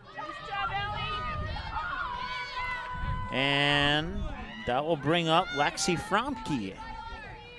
Fromke 0 for 2 in game number 2. A line drive out to the second baseman, Amelia Newell, and then a went down swinging on strikes last time she was at the plate. So now the bases are loaded with nobody out here, and they've already poured in 4 runs. We'll see how many more they get. That pitch will miss for a ball, 1-0. On deck is Kaylee Peterson for DJF.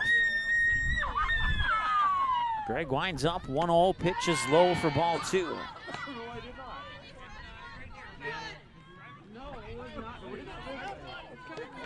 And pitch number 85 for Trinity Gregg coming up here. And that one will just miss for ball 3. Pitch was not able to be assisted by the frame up for Amundsen. 3-0, or check that, yeah, 3-0. And now they get the strike in there, and it's 3-1. Bases loaded for Fromke here at a 3-1 count. And Gregg delivers, and this one fouled away at the plate, and now Gregg's been able to battle back. And all she needs is one more strike to get a little bit closer to getting out of a bases loaded with 0 out jam. We'll see what happens here. It's low. At a walker, it's a bases loaded walk. And that will score run number 5 of the inning as they, DGF Rebels, increase the lead to 8-4. Now back for the Rebels, number 13, Jada Peterson.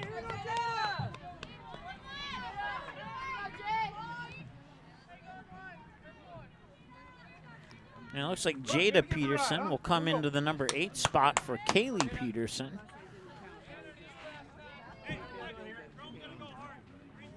So with the walk, Winter moves up to third, Boyd up to second, Fromke at first. Still nobody out, and an 8-4 lead as the Rebels have doubled up here on Banresville in the top of the 5th with nobody out, and a little pop-up, and that is going to fall for a hit. Michaela Winter will score. All the other runners will advance a base, and it's now 9-4.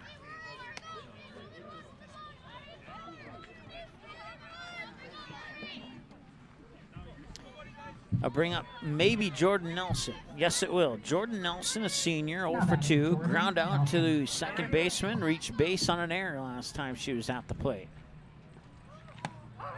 Pitch comes in for a strike, 0-1.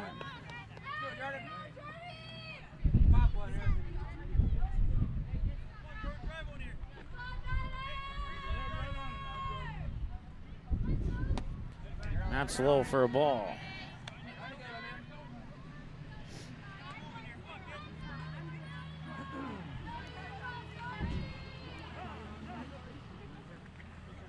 Time is called by the umpire here. Right as Trinity Gregg was getting ready to pitch. Now the umpire will award the honor to pitch, and Gregg will wind up, deliver the 1-1, right back, and now they will go back to first, and they got her. It's a double play. It's a 1-3 double play to put 2 outs on the board.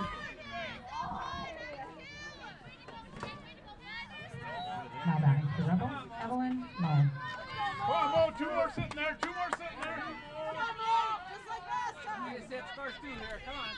So that takes the runner off first and puts 2 outs on the board. And the pitch is up high for a ball, and now a little bit less of pressure. Evelyn Moe, 2 for 3, grounded out. Double and inside the park home run last time she was at the plate. Now she'll get tossed out, run will not score, and now end the 5th inning. So they'll leave 2 on base here in the top of the 5th, but they get 6 across and take a 9-4 lead over Barnesville here. And Barnesville will exchange the gloves for the bats and try and get some of those back when we return after this here on Magnitude. Ratzel's Pool Hall. You can find them at 205 Front Street in Barnesville. When you head over to Ratzel's Pool Hall, expect cold beverages, tasty and crispy pizza, as well as a friendly staff. Search for Ratzel's Pool Hall on Facebook. Give the page a like and follow so you can keep up to date with all the daily specials, new menu additions, and dates of special events such as karaoke and musical artists. Don't forget, if the Barnesville Trojans are playing, you can watch the game at Ratzel's Pool Hall. They invite you to stop by after the game. 205 Front Street in Barnesville, Ratzel's Pool Hall. Just a fun little place in a small town. You didn't like the call? Please remember the officials on the court and the field have the best view of the action as it happens. More officials are needed. People like you. Stay connected to the game you love. Contact the NDHSAA, MSHSL, or your local high school to find out how to become an official. This message courtesy of Magnitude Sports.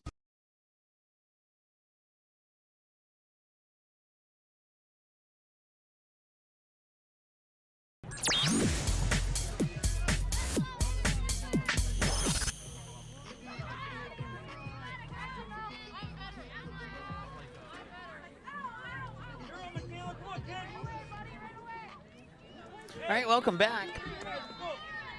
Anna Stanford will step into the plate here for Barnesville as they trail by 5 here in the bottom of the 5th. First pitch from Bialyn is high and out for a ball, 1-0. Stanford 0 for 2, reached base on an error and reached base on a fielder's choice on the first 2 trips to the plate today in game number 2. And now she'll take this pitch out.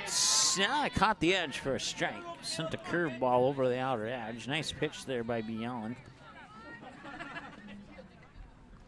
1-1 the count.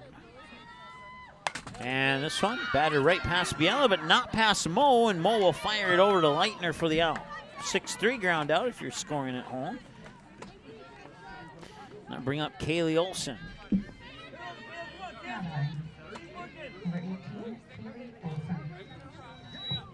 Kaylee Olson 0 for 2, struck out swinging, flied out to center field last time she was at the plate.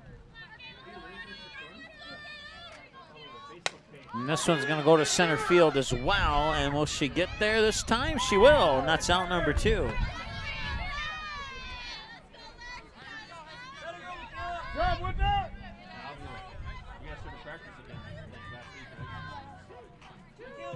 So it'll be out to Lexi Ballgreen to try and keep this inning going here for Barnesville. So they've gone 2 up, 2 down so far as the pitch comes outside for ball 1. Ballgreen 0 for 1, walked and then line drived out right back to the pitcher last time she was at the plate. 2 balls, no strikes.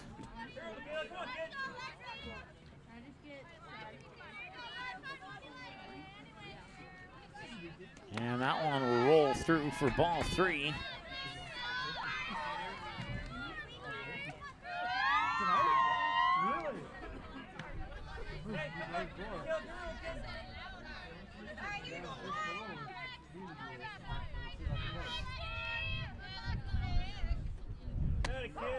And that'll be a strike. So see if Allen can battle back from the 3-1. 3-0 to 3-1. Hour and 10 minutes, and missed it.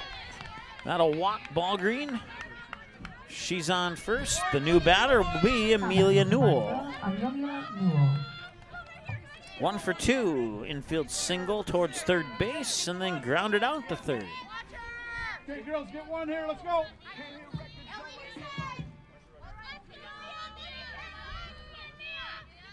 And that one's going to be popped up, fouled away, and out of play. Nobody can make a play on it. 0-1.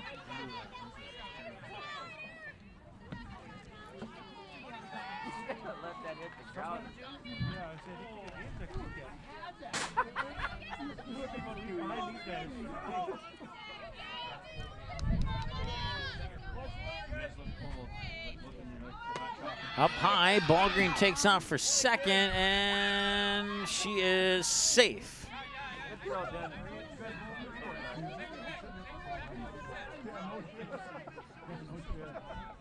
One ball, one strike the count here to Amelia Newell with Macy Pana on deck. 1 hour and 11 minutes. Time of the game so far.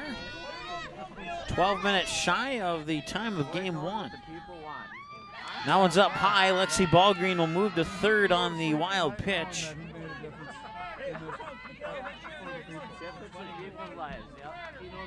2 balls and a strike.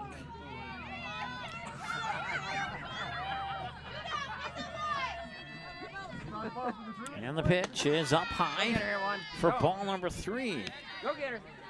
So Newell fouled the first pitch away, and since then, 3 balls. One of them a wild pitch, advancing Ballgreen to third.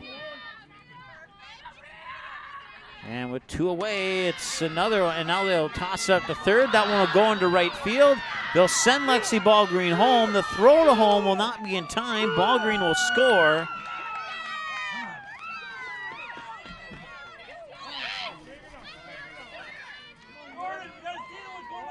Newell will get credit for a walk, and then she'll get credit for a steal to second. How about it, Missy Cora? All right, Black. Macy Pana walked and then struck out swinging. So she's 0 for 1 officially. And that one will sneak its way into right field, and they were not thinking that Newell was going to score, and she did. So they didn't try to make, if they would have saw her running, I think there may have been a play at the plate there, but they didn't see it. And now will allow the run to score, and all of a sudden it's 9-6.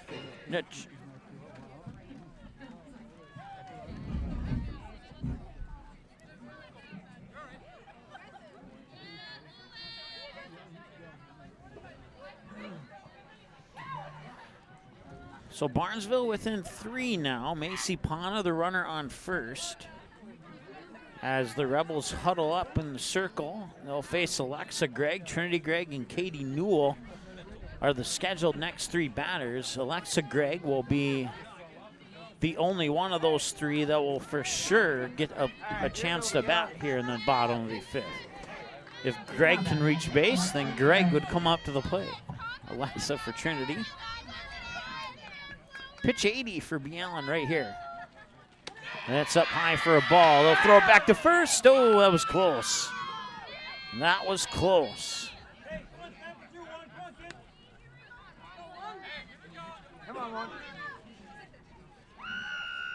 And that one's low for ball 2.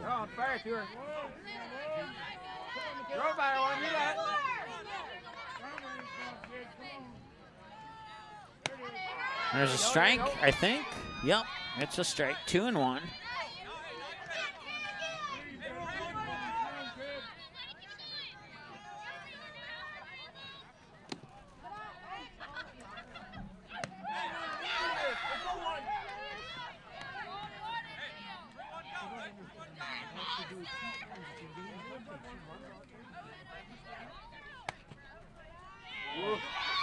And now Walker.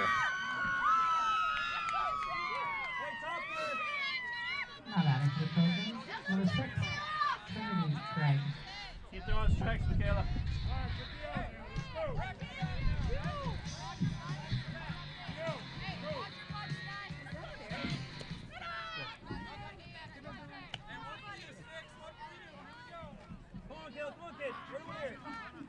Trinity Gregg 1 for 3, grounded out, fielder's choice, single to center field on her most recent trip to the plate. Now she's up in the count 2-0 over Beyond.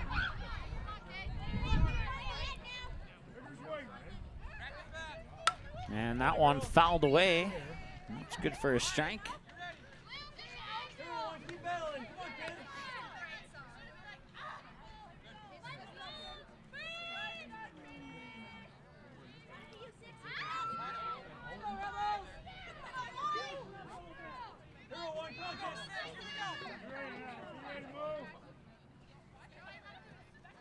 Pitch, that one's popped up and it'll land in shallow left field and they'll bobble it, and now coming in to score is Macy Pana. Rounding third is Alexa Gregg. Play at the plate, she's safe. 2-run score. It'll be an RBI single for Trinity Gregg out into left field. That will score Macy Pana, and then on the air, Okay, girls, we're fine, we're fine. Alexa Gregg will come home. And Trinity Gregg will move to second. So it's now 9-8, and now it looks like the coach is coming out, and not just the team. All right, It'll be Katie Newell, and I didn't even have to look at my roster. I heard the walk-up song, and I knew who it was going to be. It only took a game and a half to figure that one out, but she'll be the next batter.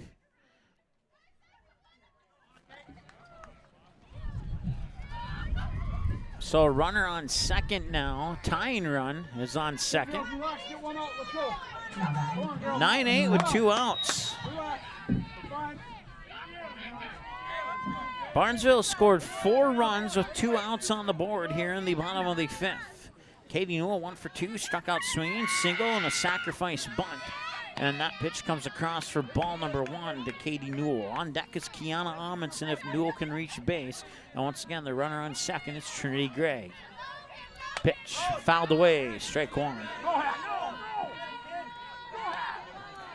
Not much room behind home plate for any fouled away pitches going directly behind home plate to stay in the field of play and possibly make a play on.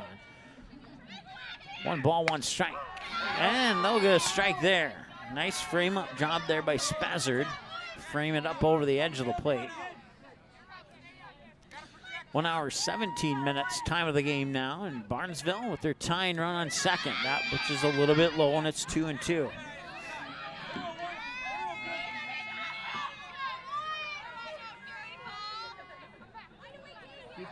Here we go.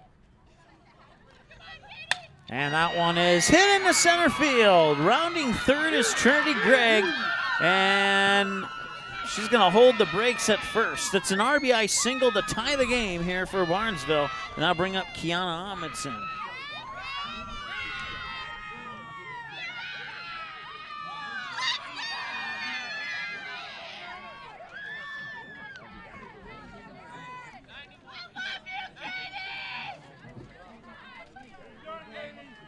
Batting number 9, Kiana Amundsen.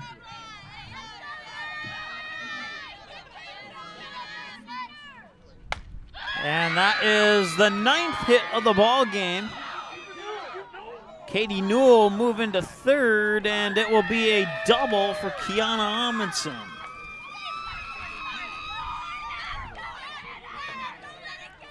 So runners on second and third, and Anna Stanford, who's had a successful day in game 1 and an unsuccessful day here in game 2. 0 for 3 here in game number 2. she breaks that pattern or not. Ball 1 to Stanford, 0 for 3. Reached on an error, reached on a fielder's choice, and then grounded out to the shortstop. And the pitch, swing and a miss, strike 1.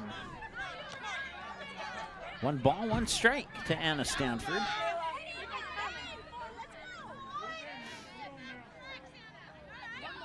And this one hit, and it's going to go to the shortstop again. I think she's safe, but I'm waiting for the call. They're going to call her out. They're going to call her out, and that will strand 2 runners on base. They say the tie goes to the runner. From my vantage point, she should have been safe, and I think the coach is going to come up and have a chat here with the home plate umpire. And it's a short discussion, and it will indeed be the end of the 5th. So they'll leave 2 stranded on base, but they tie the game up with 5 runs here in the bottom of the 5th, and we have 2 more frames to go, and this one just got a little bit more interesting. 1 hour and 20 minutes, time of the game thus far. We're back with the top of the 6th right after this here on Magnitude Sports. Are you looking to buy or sell your home? Maybe you need a summer getaway. Contact Josh Weedcheck, your local hometown licensed real estate agent with Priority Real Estate in Barnesville. Josh will assist you in finding a new home for you and your family. Whether it's a pre-existing home or a lot available to build your own dream home, call or text Josh today. 218-790-2477. Priority Real Estate. Wishing the Trojans the best of luck in today's game.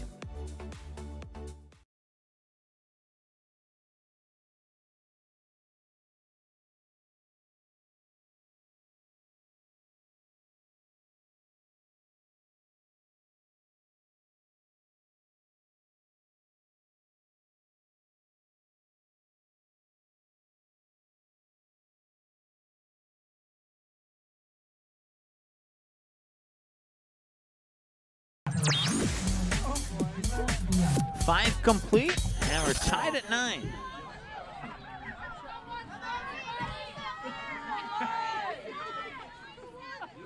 As we move into the top of the 6th.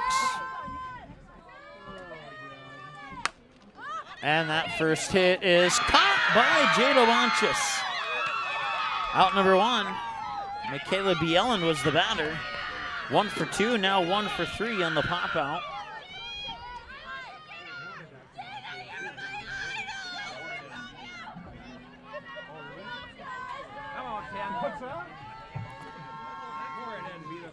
Swing and a miss for strike 1. It's Skylar Spezzard, the batter. She's 1 for 3, reached on an error, line drived out to the shortstop Lexi Ballgreen, and then singled to right field on her most recent trip to the plate.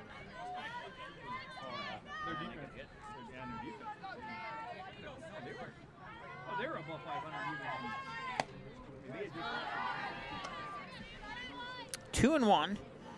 Time of game 1, 1 hour and 23 minutes. And time of game 2, now 1 hour and 23 minutes. And there's a pop out, foul territory, first base side, good for strike 2.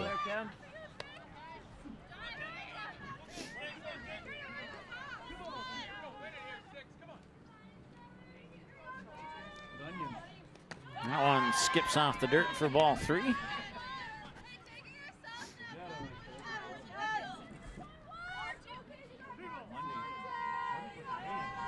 Full count, 3 balls and 2 strikes. And she'll walk.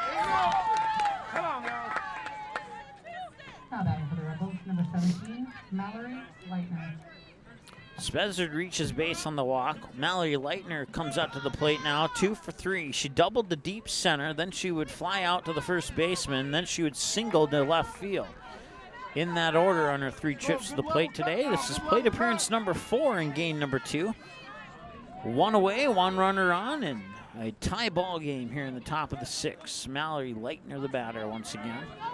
Michaela Winter moves into the on-deck circle here for DGF.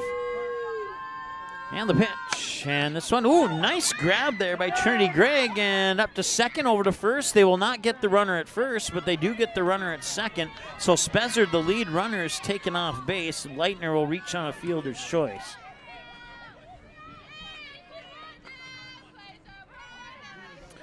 Brings up Michaela Winter, 1 for 2. Sacrifice fly to center, then a ground out to the pitcher, and then a single to center.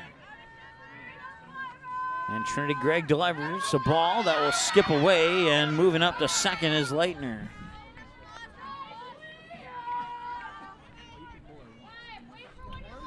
One ball, no strike.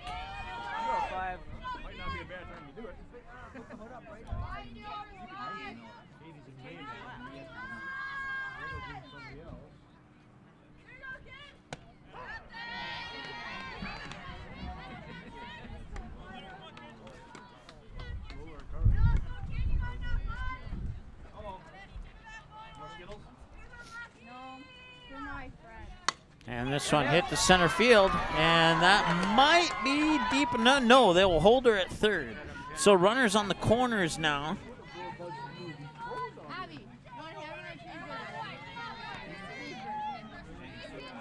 And Ellie Boyd will be the next batter here for DGF. 9-9 ball game here in the top of the 6th. DGF looking to retake the lead here.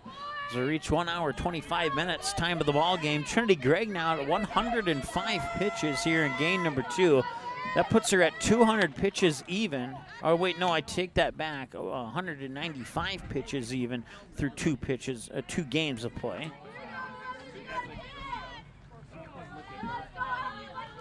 First pitch there comes across as a strike. And that one will skip in for a ball, 1-1.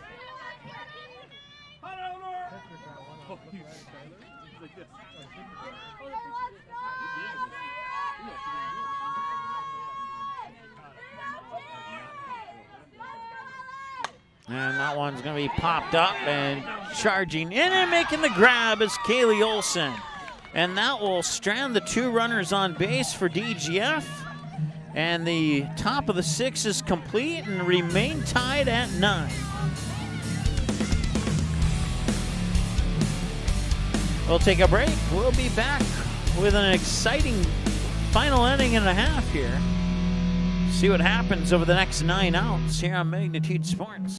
Barnesville Senex is your one-stop shop in Barnesville for gas, snacks, and more, including fresh Sandy's Donuts each day of the week. And don't forget that Barnesville Senex has the Caribou Coffee kiosk open each day as well. They're also your hunting and fishing license headquarters. Barnesville Senex. Call them 218-354-2139 or stop in to get everything you need at 619 Front Street North in Barnesville. Barnesville Senex wishes the Trojans the best of luck in this game and every game this sports season. While the scoreboard reveals the winner of an athletic contest, the real winners are the players, coaches, and fans who show good sportsmanship. Those who treat the game as a competition, show concern for an injured player, and accept all decisions from game officials. Please remember to be a good sport when attending a high school game. This message courtesy of Magnitude Sports.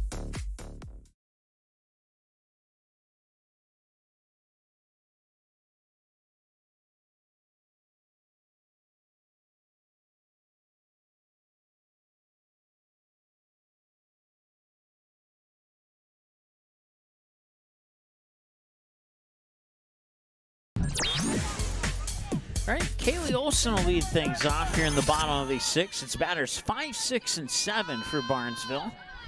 And Bielen will toss pitch 98, and that will be foul.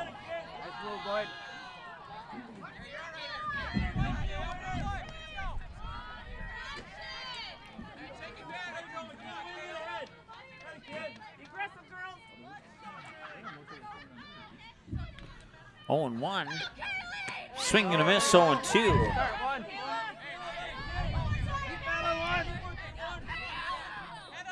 This will be pitch 100 for Bielen.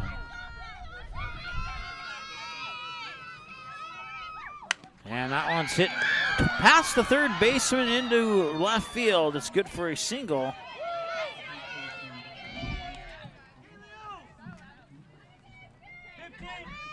Turn it here. And on 100 pitches, 58 of them are strikes. Bring up Lexi Ballgreen, 0 for 1. Walk, line drive back to the pitcher, and another walk. So she's been walked on 2 of 3 in trip plate appearances here, and she'll face pitch 101. She'll drop it for a bunt right back to Bielen. Bielen will fire it over to Leitner for the out, and that will move Kaylee Olson up to second. Now batting Amelia Newell. Amelia Newell, 1 for 2, single to infield single, a ground out to third, and she was walked last time she was at the plate. This one hit into center field, and it'll drop for a hit. Kaylee Olson into third. She'll put on the brakes there. Runners on the corners, and 1 out for Macy Pana.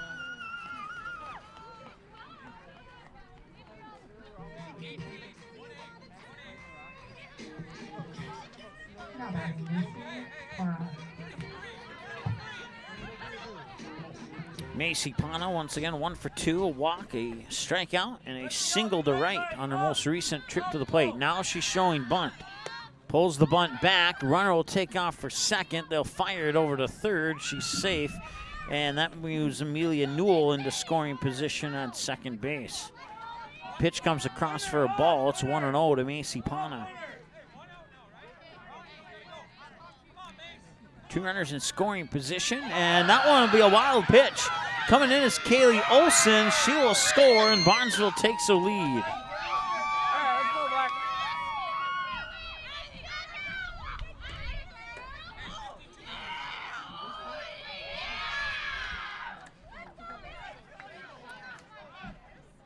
So now Amelia Newell moves over to third, and another shown bunt, and another wild pitch. And no, he's going to call that one foul, and it'll go into the books as a strike.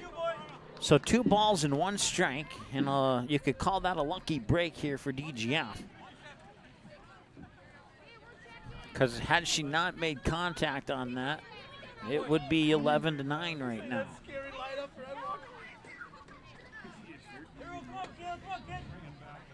Alexa Gregg is on deck. Swing and a miss, strike 2, and that evens up the count at 2 balls and 2 strikes.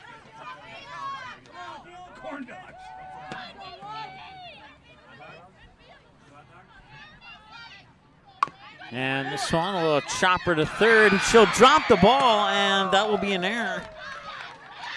Amelia Newell will score. All right. Take it off now. Get out of here. Alexa Gregg. And now Alexa Gregg, 0 for 2, strikeout, and a walk.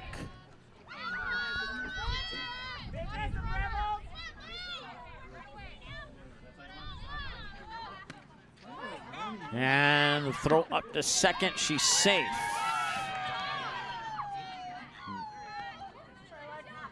Macy Pana steals second, and the pitch comes across for a ball to Alexa Gregg. Trinity Gregg, the runner on deck, or the batter on deck, I should say.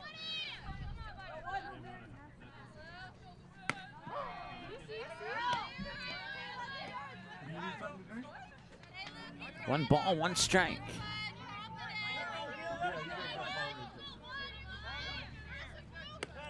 One ball, 2 strikes on the swing and a miss. Only 1 out. So if no double plays happen, we'll see Trinity Gregg next.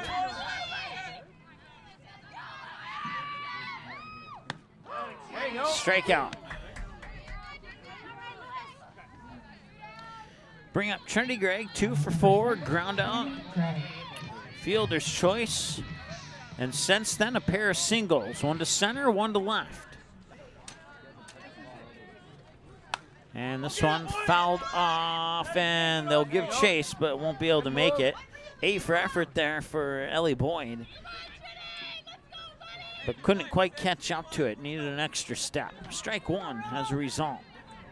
Katie Newell moves to the on-deck circle here if Trinity Gregg can get on base. 2 away, and that is a wild pitch, and that will move Macy Pana to third.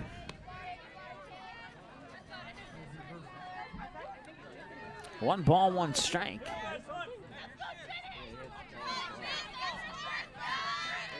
Here in an 11-9 ball game. And that one will miss for a ball. It's 2-1. Yeah, all right, one, you got it.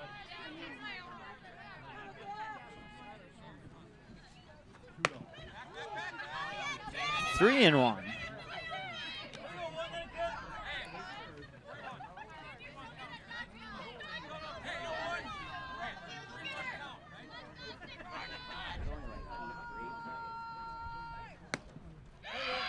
And that will be a walk.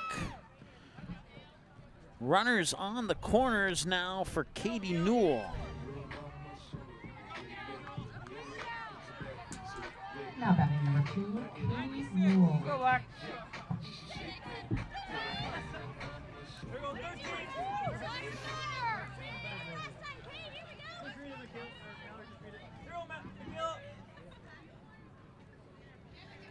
First and third for Katie Newell. Pitch up high for a ball, 1-0. Newell 2 for 3, struck out swinging, then she singled to left. A sacrifice bunt to move a runner into scoring position, and then she singled into center.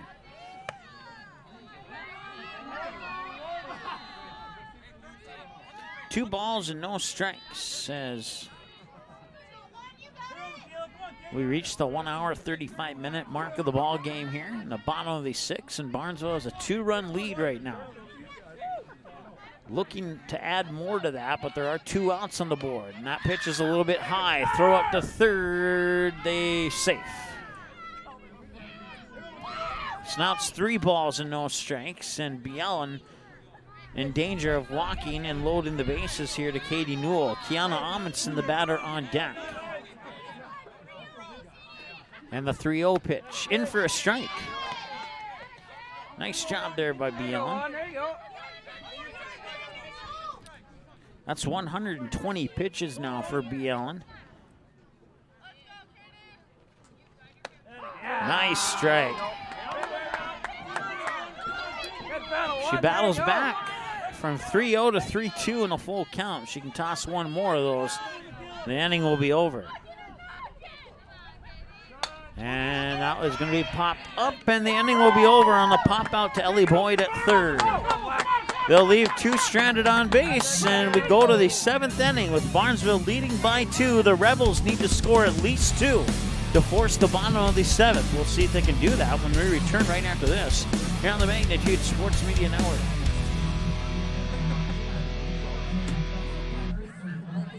Ratzel's Pool Hall. You can find them at 205 Front Street in Barnesville. When you head over to Ratzel's Pool Hall, expect cold beverages, tasty and crispy pizza, as well as a friendly staff. Search for Ratzel's Pool Hall on Facebook, give the page a like and follow so you can keep up to date with all the daily specials, new menu additions, and dates of special events such as karaoke and musical artists. Don't forget, if the Barnesville Trojans are playing, you can watch the game at Ratzel's Pool Hall. They invite you to stop by after the game. 205 Front Street in Barnesville, Ratzel's Pool Hall. Just a fun little place in a small town.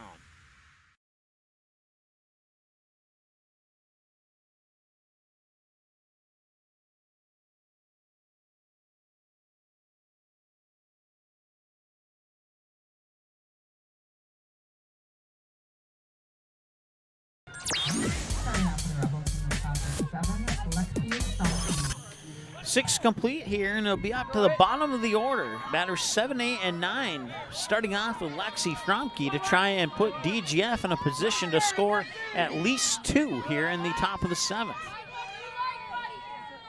Both teams have 11 hits. 9 left on base for Barnesville, 6 left on base for DGF thus far. 1 hour and 38 minutes. Trinity Gregg just tossed pitch number 109, and here's pitch 110. And that'll be a 1-3 ground out on 110. Now batting number 13, Jada Peterson. Sets out number 1 now, and Barnesville 2 outs away from picking up a victory here. I believe it's Jada Peterson. Didn't catch the jersey number when she walked up. And it is Peterson. That one is fair. I'd like to see the replay on that one. I'm pretty sure it went to the left of the third base bag, but maybe not.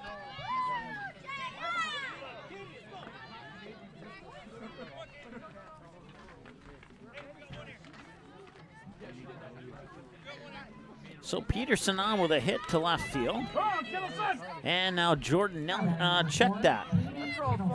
This will be Katie Kittleson, the 8th grader, taking over in the number 9 spot here for DGF. And showing bunts it foul for a strike, and it's 0-1. That'd bring us back to the top of the order with Evelyn Moe be the scheduled batter on deck, pending a change.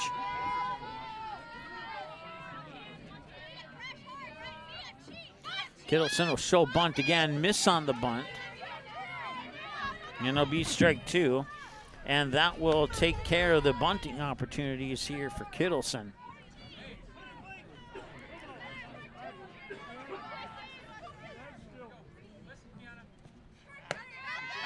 And just a little bit high and out.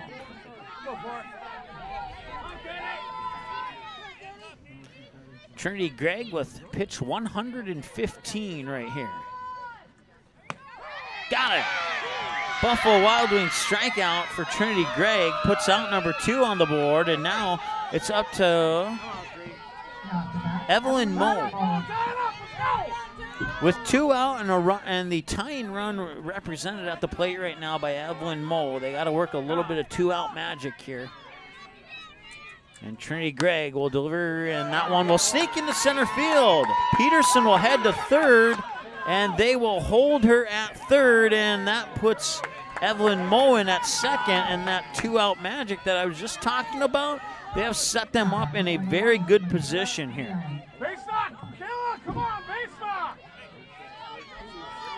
So now the tying run is in scoring position. The go-ahead run steps up to the plate here in the top of the 7th.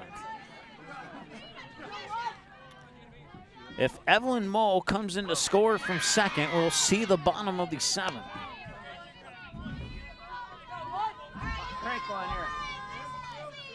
Second and third, an 11-9 ball game in favor of Barnesville here in the top of the 7th. That one right back to Trinity Gregg, and that will do it.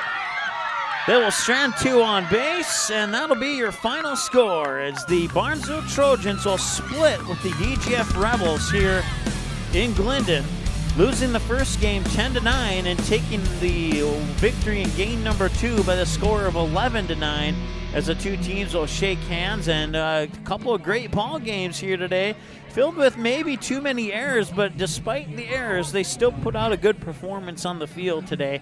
And congratulations to both the Rebels and the Trojans for splitting this doubleheader here, as that'll wrap up the regular season for these two teams here in Minnesota State High School softball.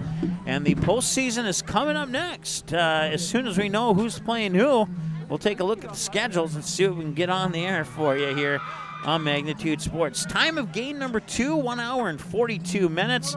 Thank you so much for tuning in, and we'll talk to you again soon. Don't forget, as we take a look at our upcoming schedule here, do not forget that the DGF graduation coming up on the DGF YouTube channel on Sunday, May 22nd. 2 p.m. We'll be on at the stream at about 1:55. It'll be on the DGF YouTube channel, not on Magnitude, but I will be operating all the equipment, so you can be assured that that'll be on the air at about 1:55. Barnesville, we'll see you 6 days later for your commencement ceremony, 2 p.m. on Saturday, May 28th. I'll be behind the camera operating that as well. So, once again, time of game 1, 1 hour 23 minutes. Time of game 2, 1 hour 42 minutes. DGF, 10-9 walk-off winners over Barnesville in game 1. Barnesville with the 11-9 victory here in game number 2. There's a couple of great ones, and we look forward to a potential postseason here on Magnitude Sports. Until then, have a great day.